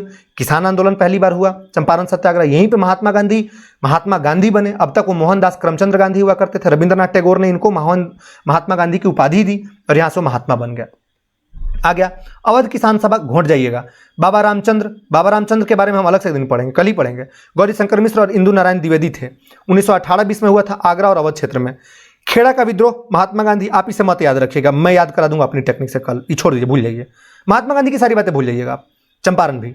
एका आंदोलन उत्तर प्रदेश का जो प्रतापगढ़ जिला है ना, उसके आसपास में हुआ था। प्रतापगढ़ में मदारी पासी नाम के और सहदेव नाम के 2 लोगों ने इसके खिलाफ विद्रोह किया था 1921-22 के आसपास में। देख रहे हैं ये कौन सा टाइम है, सहयोग आंदोलन का टाइम है, इस समय में हुआ था। बारदोली सत्याग्रह, वल्लभ भाई पटेल ने बारदोली सत्याग्रह किया था 1928 ईस्वी में गुजरात में। और इसी सत्याग्रह के बाद में वल्लभ भाई पटेल को यह उपाधि मिली। किस की उपाधि मिली? सरदार की उपाधि मिली थी। बकास्त कृषक आंदोलन, यदुनंद शर्मा, सब बिहार का ही मामला है। यमुनाकारी, राहुल संकीर्त्यायन, स्वामी श्रद्धानंद, ये सब ने मिलकर के बिहार में शुरू किया था। 1938 से 47 तक कई सालों तक चला था बकास्त कृषक आंदोलन।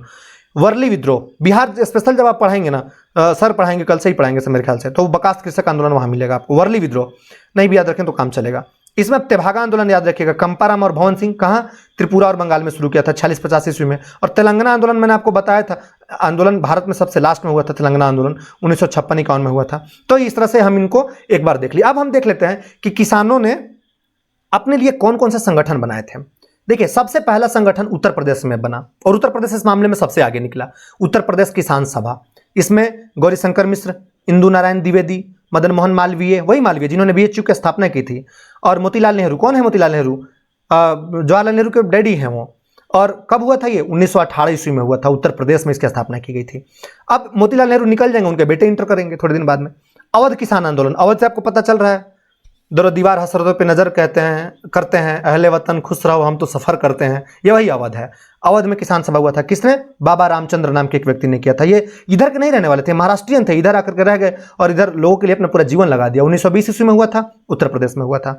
आंध्र प्रांतीय रैयत किसान सभा, अब चूंकि आंध्र है तो स्वाभाविक है उधर के होंगे। अगर तुक्का मारने के लिए आए और पूछे आंध्र प्रांतीय किसान सभा में कौन है इसमें, और 4 नाम हिंदी का दे दे, मदन मोहन मालवीय, मोतीलाल नेहरू, इंदुलाल द्विवेदी, और चौथा नाम दे एमजी रंगा, तो आप किसको टिक मारेंगे? स्वाभाविक सी बात है आंध्र के लोग ही होंगे, तो एमजी रंगा होंगे। कब? 1928 ईस्वी में आंध्र प्रदेश में। बिहार किसान सभा, ये बहुत महत्वपूर्ण है, रट लीजिएगा। स्वामी सहजानंद सरस्वती ने। सहजानंद सरस्वती भी बीपीएससी के मेंस का फेवरेट टॉपिक है, ये कितनी बार पूछता है ये। 1929 ईस्वी में आया था, बिहार में इसकी स्थापना हुई थी।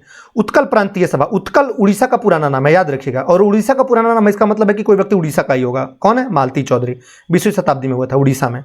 कृषक प्रजा पार्टी, फजलुल हक नाम के एक व्यक्ति ने और अकरम खान, अब्दुर्रहीम खान चेले थे उनके, इन लोगों ने मिलकर के शुरू किया था कृषक प्रजा पार्टी। फजलुल हक आप सिर्फ याद रखिएगा, और किसी को नहीं, कोई जरूरी नहीं है। 1929 ईस्वी में कहा? बंगाल में हुआ था। और अखिल भारतीय किसान सभा, स्वामी सहजानंद सरस्वती, यही स्वामी सहजानंद सरस्वती जब किसान सभा था ना, बिहार किसान सभा, तो यही बाद में थोड़ा बड़ा बना, 8 साल बाद में बिहार किसान सभा से वो बन करके बन गया अखिल भारतीय किसान सभा। और उसके भी अध्यक्ष कौन से हुए? स्वामी सहजानंद सरस्वती। हालांकि इसमें नेहरू जी साथ में थे। कौन? जूनियर नेहरू। कौन नेहरू? इंदिरा गांधी के डैडी इस बार, जवाहरलाल नेहरू इसमें शामिल हो गए थे। 1936 ईस्वी में था, लखनऊ में हुआ था। प्रथम भारतीय किसान स्कूल, याद रखिएगा, एक बार मैंने पेपर देख रहा था अभी महाराष्ट्र पब्लिक सर्विस कमीशन का, उसमें पूछा है ये प्रथम भारतीय किसान स्कूल। 9 मिनट में सोचता रह गया कौन सा था ये। एनजी रंगा का था, 1938 ईस्वी में आंध्र प्रदेश में खुला था ये, ध्यान रखिएगा। एनजी रंगा है लेकिन खुलेगा वहां पे। तो देखिए मैंने एक एक करके सारे प्रश्न निपटा दिए। इसमें से कम, इस पूरे स्लाइड पीपीटी में से आज के पूरे कम से कम 5 से 8 सवाल पूछे जाएंगे। आप रट जाइएगा इसको, जितनी बार आप देख सकते हैं ना देख जाइए। इसलिए मत देखिए कि मेरा व्यू बढ़ेगा। हम लोग को क्या इनकम होना है इस यूट्यूब चैनल से? हम लोग अपने जीवन में खुशहाल हैं। इस यूट्यूब चैनल से जो भी मिलेगा ना, इन्हीं निम्न जातियों के एक स्कूल है, ट्राइबल स्कूल है, 2 ट्राइबल स्कूल है, उनके लिए इस पर खर्च किया जा रहा है। तो आप इसको व्यू इसलिए बढ़ाइए कि आपकी नौकरी हो जाए, आपका भला हो जाए। मैं दावे से कर रहा हूं, इससे शॉर्ट वीडियो और कुछ नहीं हो सकता है। और इससे शॉर्ट ज्यादा देखिएगा ना तो शॉर्ट में ही रह जाएगा। कल किसी ने कमेंट किया था कि सर बहुत डीप में पढ़ना पड़ेगा। मैंने कहा इतना भी डीप ना पढ़ो कि इंसान गहराई में ही चला जाए, गहराई में ही रह जाए। ऐसा भी नहीं करना है। आप इतना से पढ़िए ना। लोग फेल पता है क्यों होते हैं? लोग फेल होते हैं सिर्फ आसान सवाल से। टफ सवाल तो आता ही नहीं है, जो किसी को नहीं आएगा वो हमको भी नहीं आएगा। लेकिन आसान सवाल जो जानते हुए लोग रायता फैला लेते हैं ना, वो रायता फैलाने से बच लेना है। और रायता फैलाने के लिए यही जरूरी चीज, आप रट के जाइए, भरोसा रखिए, देख लीजिए। मैं तो कल पेपर कराऊंगा इसका प्रैक्टिस। आज इस वीडियो को देखने के बाद शर्त यही है कि रुकना नहीं है। दूसरा पेपर जो मैं डालूंगा इसके बाद में, जिसमें सिर्फ क्वेश्चन आंसर होगा, उस वीडियो को देखना है जो कल सुबह मैं डालूंगा। इसलिए कल उसको जरूर देखिएगा और लाइक शेयर सब्सक्राइब करिए, परिवार को बड़ा करिए। मैं एक एक करके सारे अध्यापकों को आपके सामने में लेकर के आ रहा हूं। बेहतर अध्यापक आपको मिलेंगे, आप निश्चिंत रहिए, कोई दुर्भावना मत रखिए। बीपीएससी की तरफ से बोर्ड में थोड़ी परेशानी आ रही है। एग्जाम का डेट तो नहीं बढ़ेगा लेकिन फॉर्म भरने का डेट बढ़ेगा, ये लगभग तय मान के चलिए आप। बाकी जो भी अपडेट आएगा मैं आप तक लेके आता रहूंगा। आज के लिए बस इतना ही। नमस्कार, जय हिंद, जय भारत। और हाँ, आप लोग टेलीग्राम लिंक ज्वाइन कर लीजिए। टेलीग्राम में ये सारे पीडीएफ मैं भिजवा रहा हूं। मैं बोल दूंगा टीम को, जो आईटी टीम संभालती है वो भेज देगी, यहां से आप वो ज्वाइन कर लीजिए।